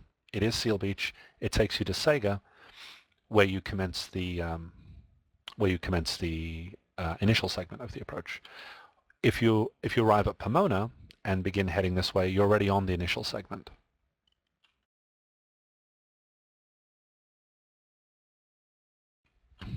Okay, so we said, so the feeder's job is to get you from the highway to the driveway. And Seal Beach, as many of you might know, is featured on a lot of different airways, excuse me, in SoCal.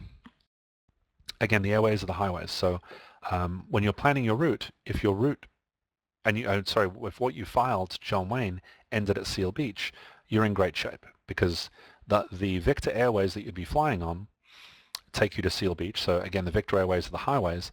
And now this approach, well, let's not worry about all the mechanics of it just yet, but this being a feeder, its job is to take you off that en route structure. So picture a bunch of highways coming in and out of Seal Beach. This approach is going to transition you. It's like the exit ramp on the highway. It's going to transition you over to Sega, where this approach actually begins. So that's the job of the feeder done. Sega, we said, is an initial approach fix. So once you cross Sega, we're now on the initial approach segment. Well, what's the job of initial approach segment? Remember I said turn and burn, or turn and descend is what I really should have said. Here's where the turn part comes in. Notice there's a racetrack pictured here. People see the hold and just assume, oh, okay, this is just for holding. If the approach is busy or there's someone disabled on the runway, maybe they can hold us here. Great, let's move on. Okay, we know there's no one ahead of us. The hold, we're not going to be flying this hold. Don't worry about it. That's absolutely not what the hold is there for. Yes, it is true that you could be cleared to Sega and you could be cleared to hold there because of a disabled aircraft on the runway, but that is, that's sort of a 1 in a million case. That's not what it's there for. Again, the job of an initial approach segment is to get you turned around and aligned with a final approach course. Well, here's how it does that.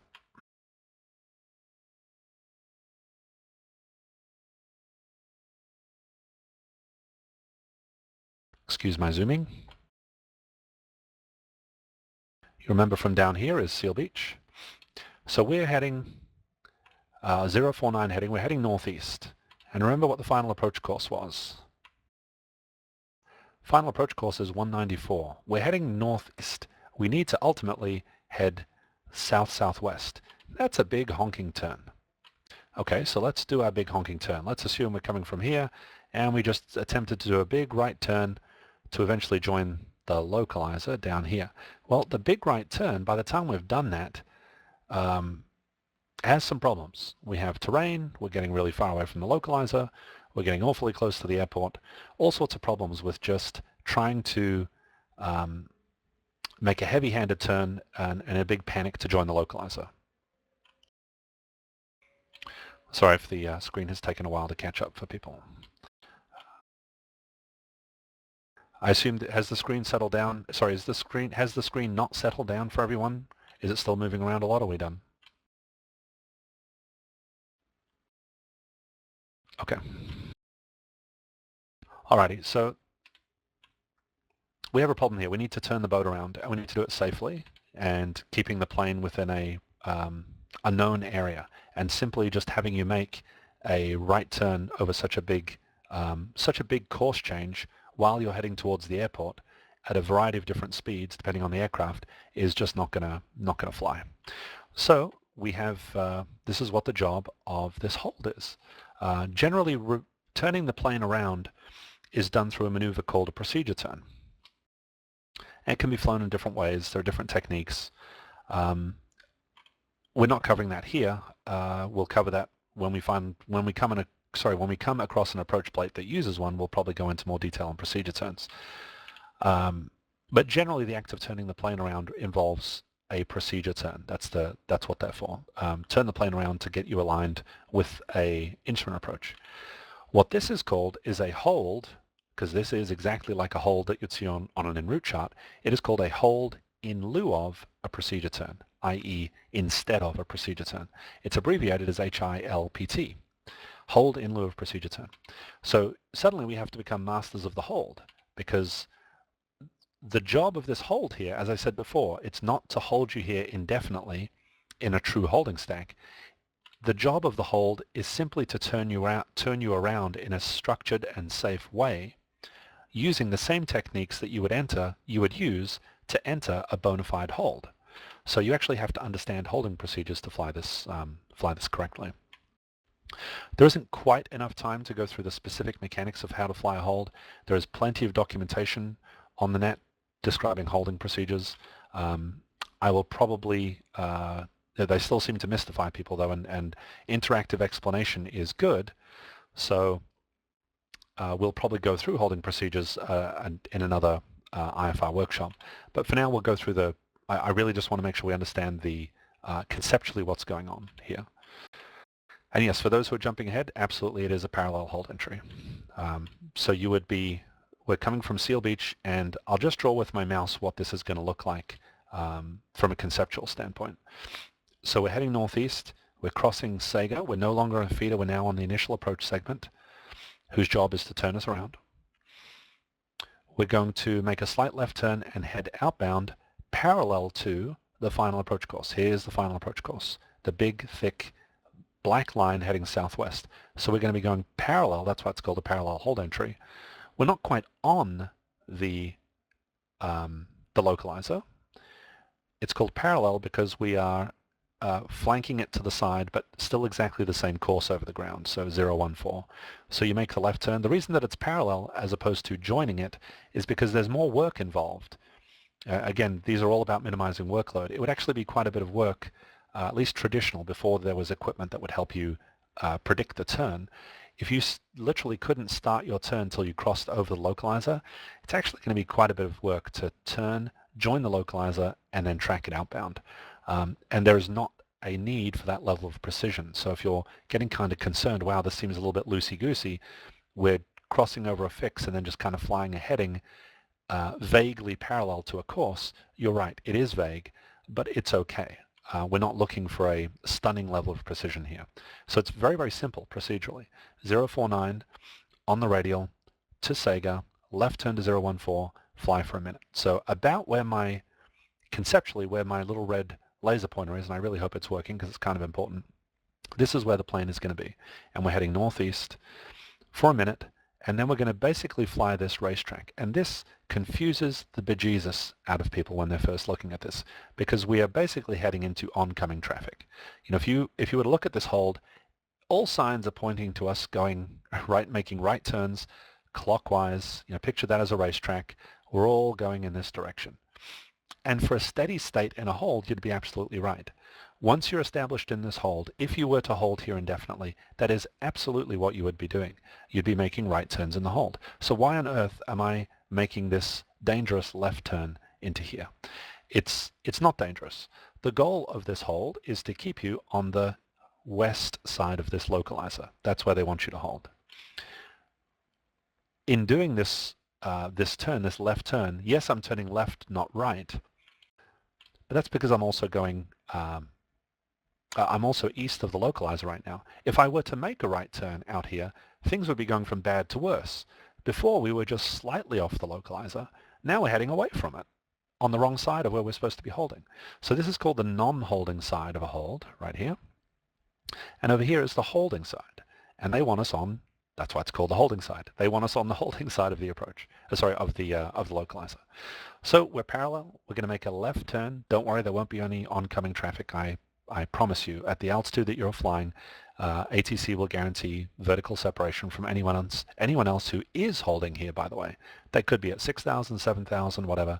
But we're not going to hit them, so don't worry about that. So we're going to make a left turn, and we're going to keep on trucking. So what you might think we would do, let me swap over to drawing something.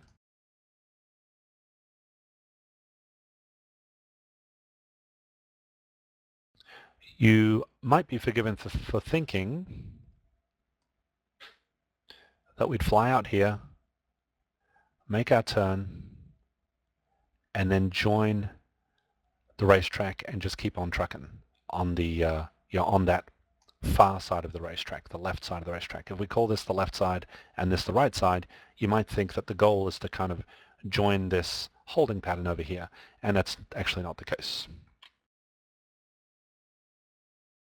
What we do want to do, I'm going to zoom in even more, if it will let me.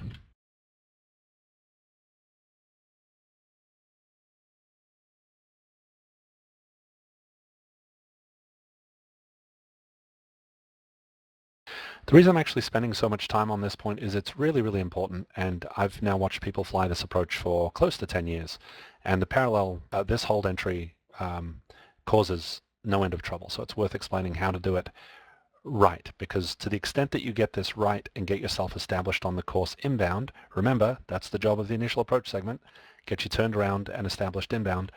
If you do that sooner rather than later, it's going to reduce your workload later. You do not want to be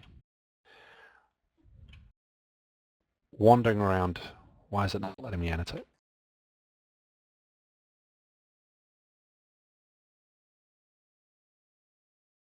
You don't want to be wandering around over here trying to get yourself onto the localizer. That's not what this is really all about.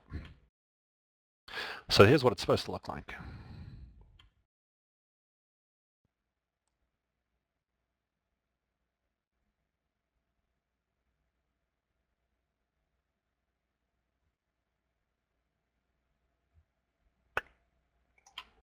Just like that.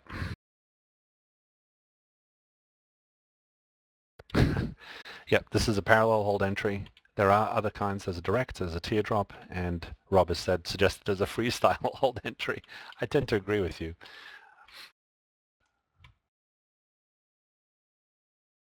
Okay, so it turns out the annotation doesn't move with me. Good to know. Okay, so that's what this is going to look like. And so just to repeat, 049 radial, cross the fix, head outbound for a minute, continuous left turn until you join the course back inbound again. Typically this is set up with, I really shouldn't say it's continuous. I've read it, I believe in one or two official sources as a continuous left turn, and I've read it elsewhere as being usually like a 45, either a 30 degree or 45 degree intercept to join the final approach course. But the whole goal of this, there's two goals. One is to get you turned around and established on the final approach course either at or before Sega. That's important. Not after Sega, not somewhere down here halfway to Snake. Prior to Sega, or at the worst case scenario, right at Sega, you should be established with a 194 track over the ground heading back towards the airport. That's what this is trying to do, and it's trying to do it by keeping you west of the localizer during the maneuver. That's what this hold is published for.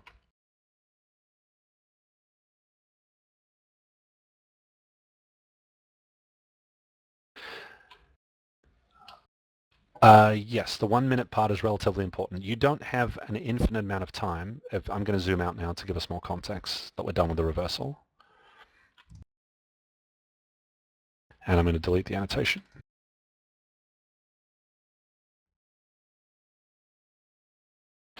It's a shame the plate stops here. We can't really go any further north, but you can't go outbound indefinitely for, say, 10 minutes or something like that. The terrain separation that you're guaranteed, and also what ATC is expecting you to do, they're really only expecting you to be flying outbound for a minute here. Much more than that, and your terrain separation is no longer guaranteed. So while you're holding here, or maneuvering for the hold, you want to stay within the protected area essentially, and by flying outbound for a minute, that's no more than a minute, you'll be in pretty good shape.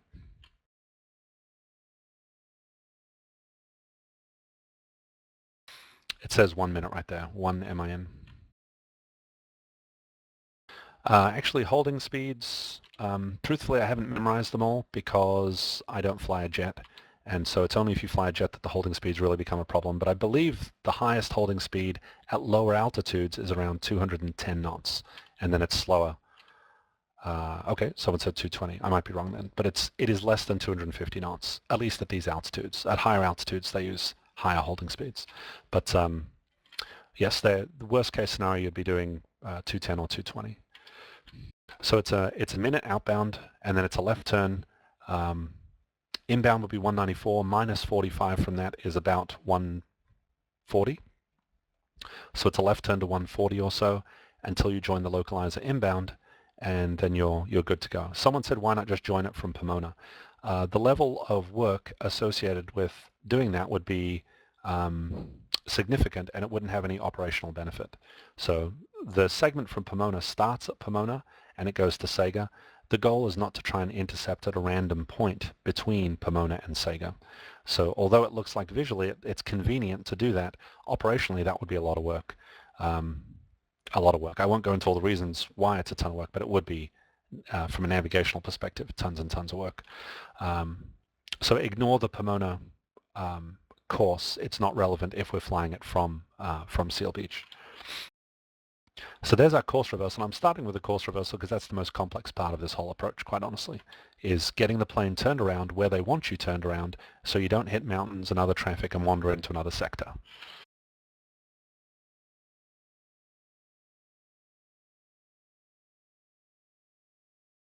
I apologize, I didn't keep up with all the questions exactly. We don't have to rejoin at Sega. It's okay to join the course sooner. Yes, that's right. Why not intercept the Pomona 144 as you're heading out? That's why we covered that. And yes, the approach from Pomona doesn't involve all this holding, and we'll mention why that is in just a second. Okay. All right, so Thomas is saying 164 to intercept the final. It's not a hard and fast rule that a parallel hold entry has to involve a 30-degree intercept. So what we're talking about now is we've turned the plane around. Exactly how far do we turn it to rejoin this localizer prior to Sega? Some people use 30, some people use 45. I don't believe it's actually mandated what the specific intercept is. Different people are taught, I think, different things, unless I'm not mistaken. But you could certainly use 30. That would put you on a 164 heading.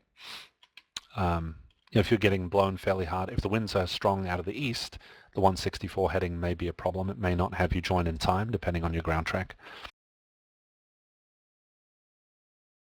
Okay, so let's assume we've got the plane turned around. Now Sega has put on a different hat. Remember, the job of that initial approach segment, I want to bring this back to the segments because it gives us a context of where we are. That job of the initial segment was to turn us around and descend us. We haven't really covered the vertical portion yet, but I will do that all in one fell swoop at the end. So it's turned us around safely. We haven't hit any terrain. We haven't wandered out of the controller's sector again. So I'm just trying to hammer home repeatedly what the job of this hold is to turn us around, get us aligned with the approach course. And here's the neat thing. When we arrived at Sega, we were going completely the wrong way. We were heading northeast, and now we fast forward a minute or two, and magically we're at Sega going exactly the right way. So job complete. Thank you very much, initial approach segment. Now Sega puts on a different hat, and now it's an intermediate approach fix when we're crossing it inbound on the approach. So from Sega until the final approach fix, we are on the intermediate approach segment. And remember, I said look out below. This is when the tolerances start dropping. We're no longer going to be given the warm and cozy 1,000-foot terrain separation. That gets cut in half. We're down to 500 feet of terrain separation. So it's really time. It's really time to start buckling down and fly the plane properly, which is unfortunate because you're also making configuration changes. If you're flying a high-performance airplane, you might be shooting this at relatively high speed. And so if you're trying to descend, slow down, get some gear out, get some flaps out, it's already a busy time in the cockpit. And it's kind of unfortunate that they chose that particular point in time to cut your terrain separation in half. But it's necessary. Otherwise, they'd be keeping you, if they needed to guarantee you 1,000 foot of terrain separation the whole time, you'd basically never be able to get down, and you'd end up having to do a very steep descent at the end. So just bear in mind that I think the course widths even get narrower too on the intermediate approach segment. I'm not 100% sure, but I vaguely remember that might be the case. So the little slot that we're trying to fly through went from easy peasy to a little bit harder, and then it's going to get even harder as we get closer to the airport. But in terms of how we're flying this procedurally and what navigation aids we're using, we started at Seal Beach on the 049 radial. We need to get to Sega. Sega is a busy place. It can be identified many different ways, but probably the most efficient one. You're already tracking Seal Beach, so you may as well use that, and the localizer. Localizer is very precise laterally. It's narrow. You're actually not going to get the localizer way out here, but once you are receiving it, my goodness, it's very, very accurate. So I would use that for sure. Plus, we're going to need it next, so I may as well get that tuned in. So that's how we know when we're at Sega. We go outbound on the 014 heading for 1 minute. We turn around. As we're turning around, this is a great time to make sure that our final approach course is selected of 194, if it wasn't already. And at that point, we're looking to track the localizer inbound. We'll know we're at Sega when we cross our friend the 049 radial again. So it served two purposes there. It helped us identify Sega when we were going out, and the same is true on the way back in. It could also be identified with 17.3 DME from John Wayne. It could also be identified with a GPS. You just need to load up Sega. It could be identified as the Paradise 256 radial. It could be identified as the Pomona 144 radial. Truthfully, I really don't know why they show Paradise there. I can't really think of a case where you would use it, but it is there if you need it. Okay, so we've gotten ourselves from the feeder to the initial approach segment to Sega inbound. This is probably a good time, while that's fresh in our mind, this area, let's contrast that to how we would have flown it from Pomona. Pomona is an initial approach fix.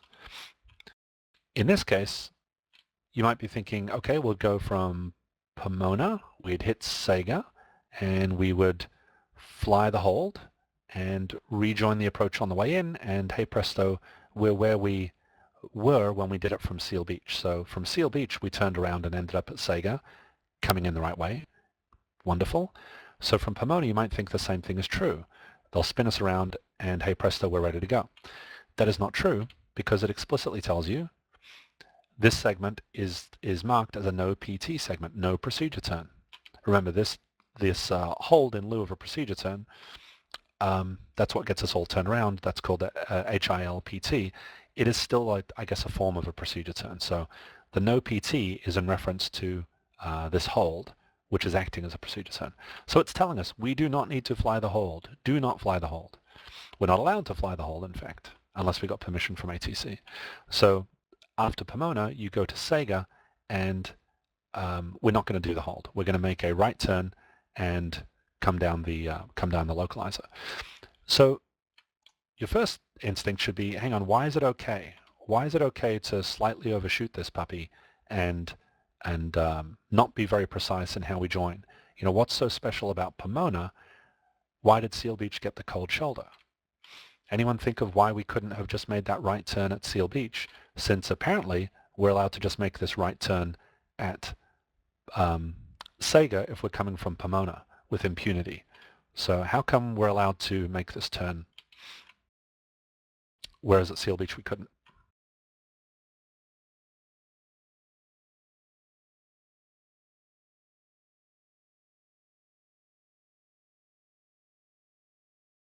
Okay, so we got references to people talking about angles.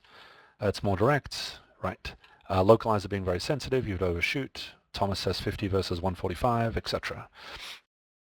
Dan says direct entry. That's interesting. Everyone is pretty much right, with the exception perhaps of Dan, but it may just be the way you phrased it there when you said the direct entry. Yes, the fundamental difference between what's going on with Seal Beach is the intercept angle. By the time you made that right turn from Seal Beach, it would be pretty ugly. Now I find the good annotation tool. It would look like that. So again, the overshoot. Mark, you said the localizer, by the time you receive the localizer, you'd overshoot it. That is partially true for a localizer, but even with a VOR, if this was a VOR approach, the same would still be true. The fact that it's a localizer makes it worse, I agree, but even if it was a VOR, you'd still be faced with the same problem, which is simply that we have too much of a heading change to make. During the course of making that heading change, assuming a standard right turn, we could end up dangerously too far east of the localizer where all this nasty stuff is. Whereas from Pomona, I tell you, this is the pointer I should have been using. From Pomona, a small overshoot, not so bad. You'll see that I have drawn an overshoot. That's deliberate. Practically speaking, depending on the equipment you have, it would be reasonable that you would slightly overshoot that. Not by a ton, but it could happen. If you have good equipment, you'll see it coming a mile away. Worst case, you're going to have a localizer that will come in from full deflection heading towards the center. You should be able to lead that turn. Even with just basic equipment, you should actually be able to fly it with minimal overshoot. But even if you did have some overshoot, it's fundamentally a whole lot less than the train wreck that happens from over here. So that is why Pomona gets a pass as being no PT. What would the track look like from Paradise, someone said? Ah, very good. The track from Paradise would be, oh, what? Huh? Who? What altitude? Where am I going? How far do I go? Why am I flying this in the first place? That's the track, and then you spiral to your death and you hit that peak right there. I'm only slightly kidding. You cannot fly it from Paradise. You simply can't. There's no safe altitude. It's not labeled as a flyable segment. For it to be flyable, getting back to the fundamentals, this is the good stuff. There is the good stuff. Oh, I'm getting addicted to this pointer now. This is what it's all about right here. This is well worth the $150. What we're missing is that information right here. This only gives you a course. It doesn't give you the distance and altitude. So there is no such thing as flying this approach from Paradise.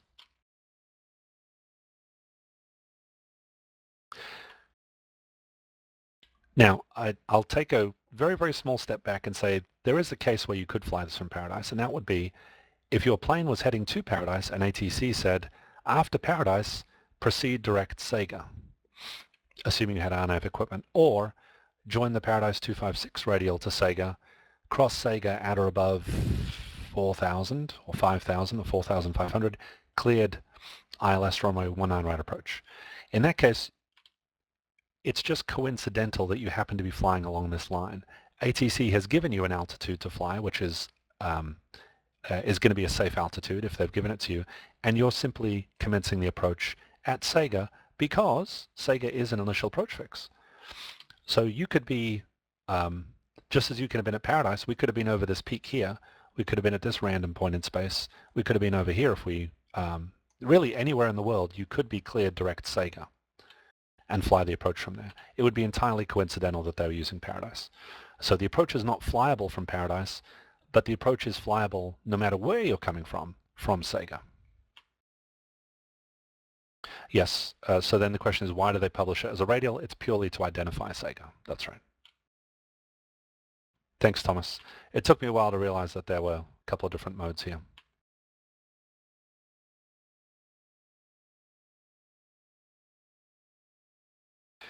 If you came from Paradise, which procedure term would you use? I assume you mean which hold entry would you use?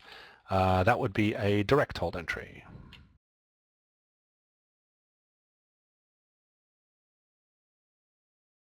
So here's what it would look like if you were coming from the Paradise area.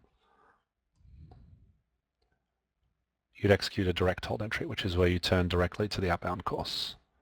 And you'd fly it pretty much as it's published there. So that's what it would look like if you came from Paradise. I sense we're not going to quite make it to the end of what I wanted to cover, so we'll do the hold entries in more detail, and we'll probably have to stop after that, just being respectful of the time. But so we may as well go through what the hold entries end up looking like, since it's all fresh in our minds. So we'll do the parallel in green, now that I've got a decent pointer for it.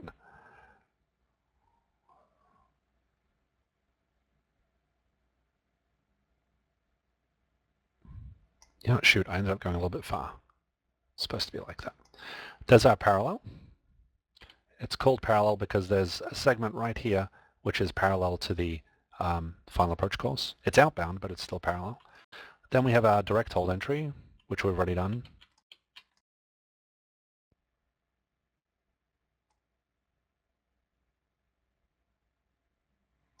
That's direct.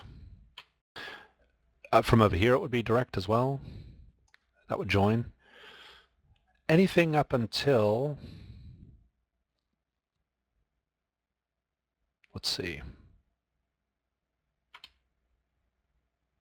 Yeah, it's a pretty wide range where the direct works. See, these are direct as well. I'm having a blank on the teardrop. One sec. Okay, this is where our teardrop would start coming in.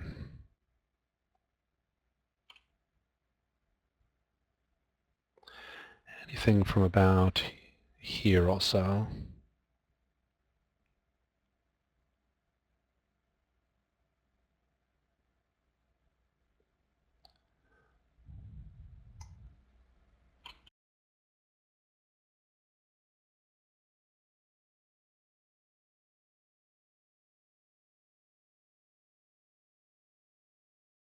So I'm losing half of my pointers right there.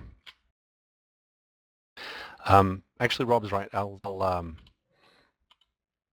I wasn't quite prepared to draw all the hold entries, and for some reason I'm kind of sleepy and not doing the best job. Since we're coming up on the 2-hour mark, I'll probably stop there, and we'll resume with the hold entries as we start off the next one. But Rob is right. There is a instrument flying handbook will show the holding entries and the angles at which you convert from one to the other fairly easily.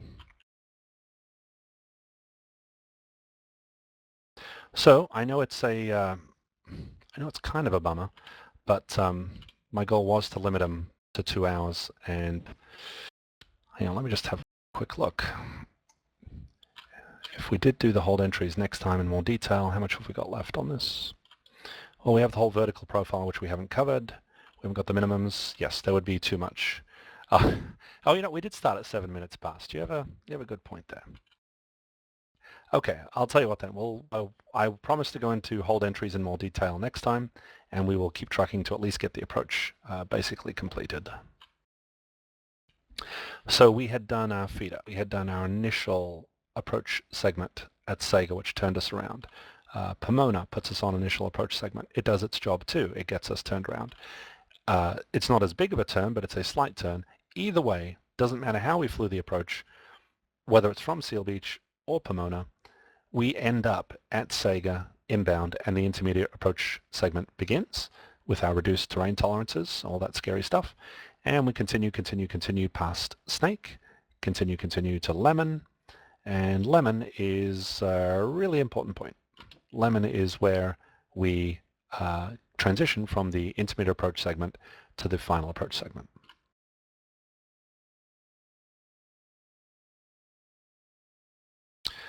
Thomas said, don't planes approach from the east to use Pomona as from the east do we fly to Sega? Thomas, I'm not quite understanding the question. If you can type it in and rephrase it, I will do my best to answer it. So we've got ourselves turned around, we're tracking inbound, and we're going to be descending and transition to the final approach segment at Lemon. And So that then marks the beginning of the final approach segment to the missed approach segment, which is down here. Then we fly the missed. So from a terms of nav aids, we're using Seal Beach and the localizer. Get a decent pointer again. We're using Seal Beach and the localizer here. Once we're established inbound, we're basically just using the localizer, and then we might continue to use Seal Beach to identify the step downs or these points along the final approach course like Snake and Lemon. We'll talk about the significance of Snake and Lemon from an altitude perspective in just a sec. But after that, it's really just the localizer. That's the only thing we're using for our lateral and vertical navigation. That would be the glide slope until we get ourselves down to the airport, from which point we can land if we can see everything. So that quickly gets us into the world of minimums, but I will at least talk about the altitudes. Let me get that much done. So from whatever altitude we were at, it could be 5,000, 6,000, 4,000, whatever it is on the en route structure. Yes, Mark, we're going to do that.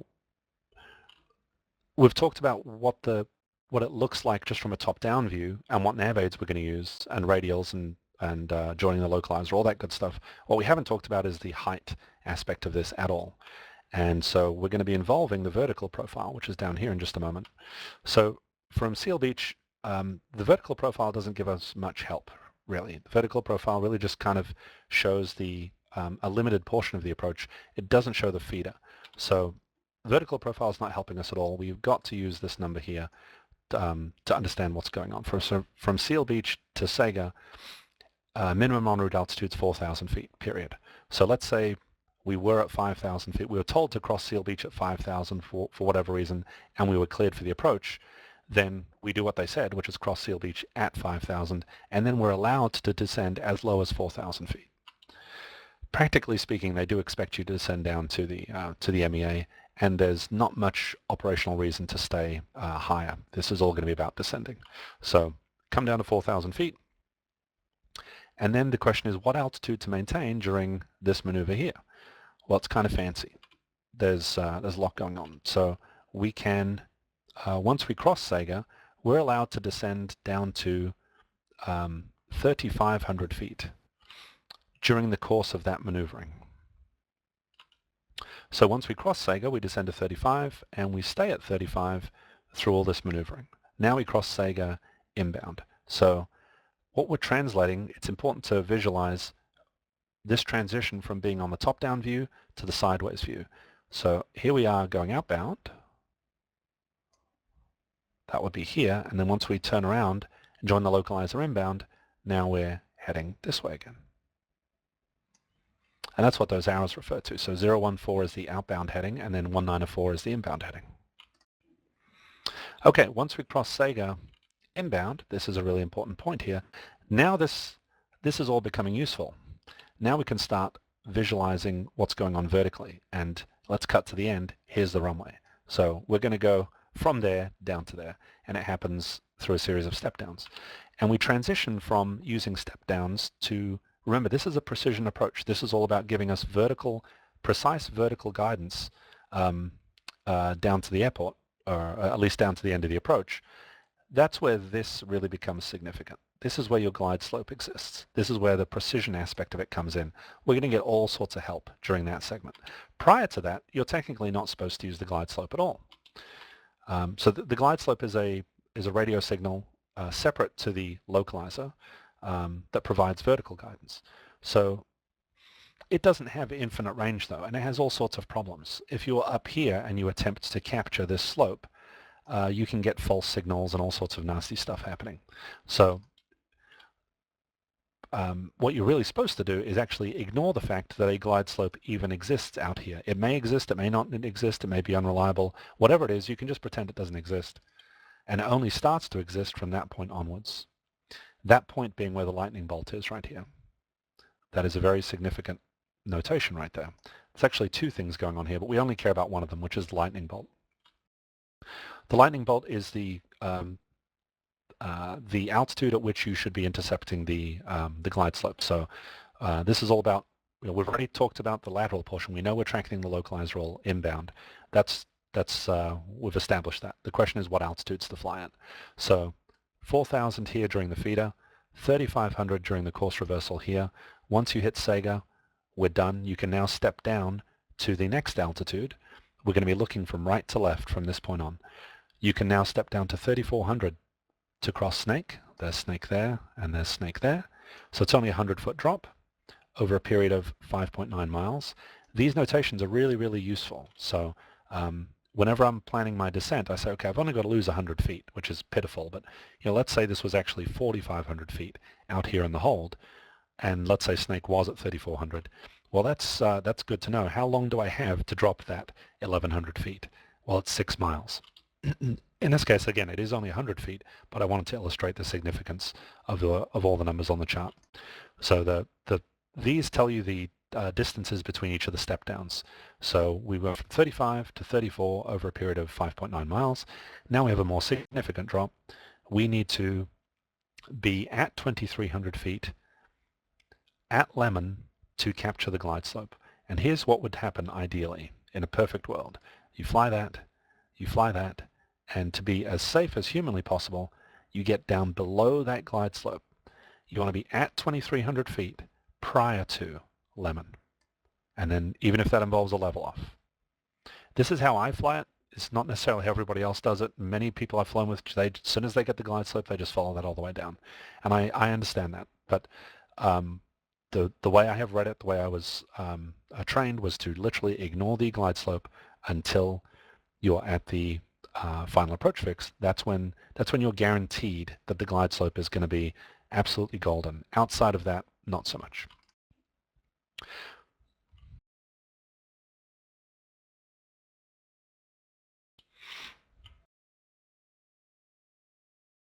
Yes, there are sometimes different points at which you should be intercepting the glide slope depending on what ATC says. Yes, there will be times when they tell you to intercept. There'll be something on the chart saying that you could intercept at a different point other than what's published here. So when you're flying a precision approach, this symbol is unbelievably important, the lightning bolt. That tells you where the glide slope comes to life, where you should start using it. Prior to that, we're just using these step downs. So Sega at 35. Sorry, there's actually two pieces of information which are being conveyed here. Right now it happens to be the same number, so they only show it once. But there are two pieces of information there, believe it or not. The first is, while you're maneuvering for this, you can be at 3,500 feet. So when I say maneuvering, this is all considered maneuvering. I'm going to exaggerate its size just for clarity. We're maneuvering, boom, we're no longer maneuvering. As soon as we hit this course inbound, on some charts, they'll actually publish a separate altitude, which is for the inbound portion. So there's the outbound / maneuvering altitude, and then there's the what altitude can we drop to once we're established on the localizer inbound. Again, it's not at Sega per se, it's whenever we become established inbound, there might be another altitude. They haven't done that here, it's just 3,500 feet.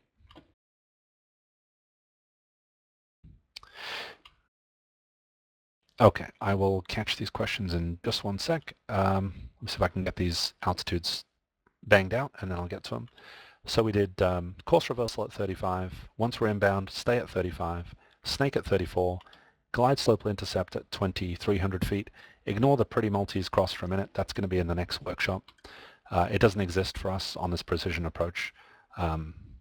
It's the 2,300 with a lightning bolt that we care about. Turns out those numbers are the same, but that's just coincidental. Okay, so 2,300 feet. We are at Lemon, and now there's a whole bunch of numbers you need to ignore. This 1,040 feet at Dyers doesn't apply to us. And the reason it doesn't apply to us is, there should be a hash right here. Right there. Localizer only. So if you're flying down the glide slope, i.e. you have a nice centered reading on your glide slope indicator, you don't give a hoot what altitude you're at Dyers. That's why the 1,040 has a hash sign after it saying localizer only. It also has a cross, so they have two modifiers here. The cross and the hash. The hash refers to localizer only. The cross refers to here. They actually want it to be 1080 when you're using the Fullerton altimeter. None of this applies to us. Forget it. Gone. We're going lemon at 2300 and we're descending, descending, descending. The VDP also doesn't apply to us either. This we'll talk about another time. That doesn't exist. All we're doing is just descending, descending, descending until a certain point. That certain point on a precision approach is not really defined as a point in space. As it turns out, there's a middle marker here. LMM is a middle marker. You can see the transition from the final approach segment, which is right there, to the missed approach, which is this dotted line, happens to occur at this middle marker. So you're going to get, and if you have a cockpit annunciator for the middle marker, you'll start seeing a flashing yellow light, I believe, and it'll be beeping. That tells you it's time to go missed. That's sort of helpful, but yes, it's also the MAJ intersection right there, the locator middle marker. That's really not where, it really is just an aid, if you like, or a mental reminder to help us out. What really tells us that it's time to go missed, the altitude that we're at. And so once we get down to, as it turns out, 255 feet, and we will be stopping in a sec, I promise, but once we get down to 255 feet, assuming we are on the glide slope, it's time to go missed. And that is one of the most massive differences between flying a precision approach versus a non-precision approach. In the non-precision approach world, you go missed when your plane crosses over a certain point on the ground. You can either identify that point on the ground with GPS or nav aids or all sorts of good stuff. You might even have to use a stopwatch, which is what is going on down here. We'll certainly talk about that in the non-precision workshop. But for a precision approach, it's fundamentally a different way of identifying when it's time to transition to the mist, and that is when you get to 255 feet. You hit 255 feet, you either see the runway environment or you don't, and then it's time to go. So yes or no. That's how we fly our final approach segment, and then for the if we can land, we land. If we can't, we go missed and we execute the missed approach procedure. Okie dokie. So I know that was it was a little bit higgledy-piggledy, but we covered the altitudes, I think, very well. We covered how to do the course reversal reasonably well, at least the parallel hold entry. I promise we'll do better on the next one regarding the other hold entries. We've flown it from Pomona and Seal Beach. We've covered our altitudes all the way down for a precision approach. We talked about all the numbers we're going to ignore.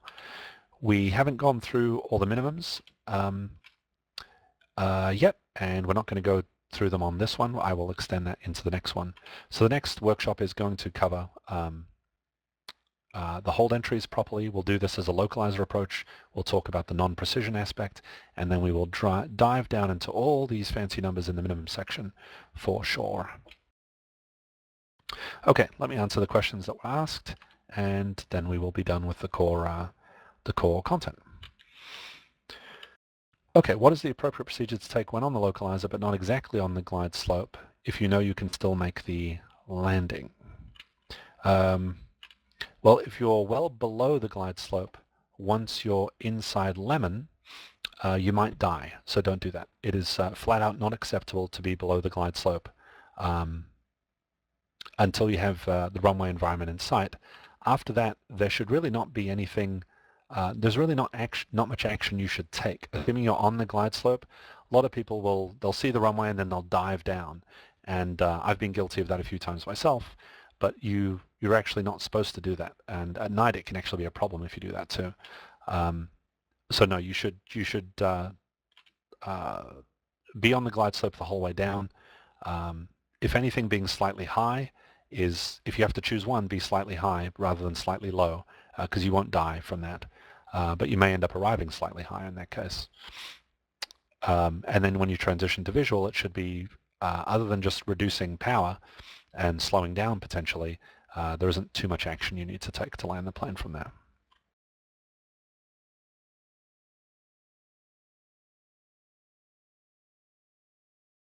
Okay, actually we don't have any more questions other than that. I heard a lot of texting going on, so I was a little worried that I was missing a lot. Well, that was awesome. I'm guilty of not completing all the material I was hoping to complete, but not by a terrible amount. And I'm happy with the level of detail I think that we went into on it. And most importantly, we didn't go stupidly over time. So that's good.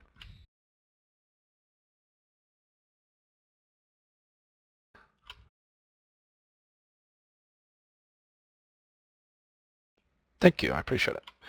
So we'll go to the open Q&A, but the core material is, oh, shoot, I did miss one. We did miss one in the profile view, and I said I was going to explain everything in the profile view. So I'm compelled to explain it. The minimum safe altitude. This is one that everybody makes a really big deal about, and it's almost never used. So this is the minimum safe altitude within 25 miles of the Seal Beach VOR. So that VOR there is this Seal Beach VOR right here. If you're on, there are 4 quadrants, the northwest, east, south quadrants. If you're in the north quadrant, between 140 degree bearing to the station, or the 230 bearing to the station, then the minimum safe altitude is 7,700 feet. Well, what does that mean?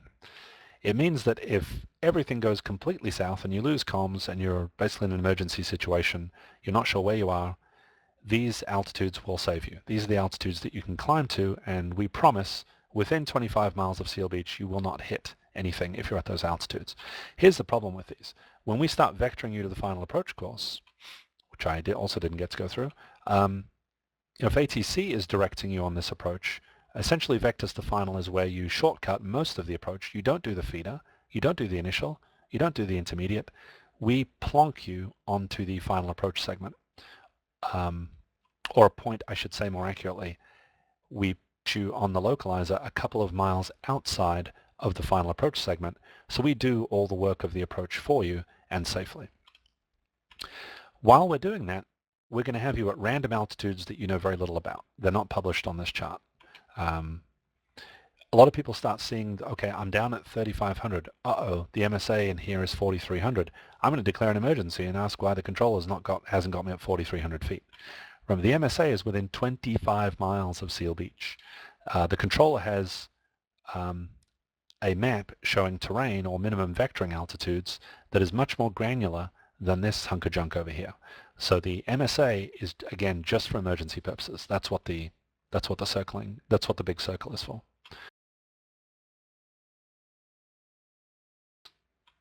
So that's the only time you interpret or use those numbers, is basically when you're in an emergency.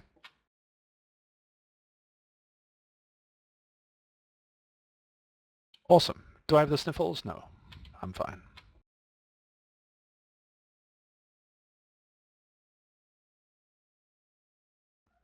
The categories. We're going to leave that for next week. Awesome. Oh, that is it for the core material. Thank you for hanging in there. I did say this was going to be detailed. It certainly was detailed.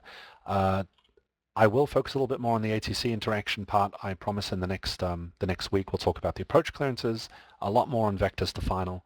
But this was a good chunk, and this will serve us well, give us a good foundation for going through all the different other types of approaches.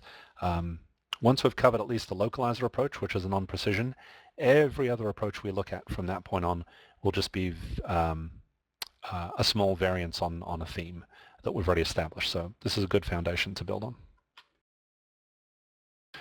All right. Thank you very much, everybody. Appreciate it.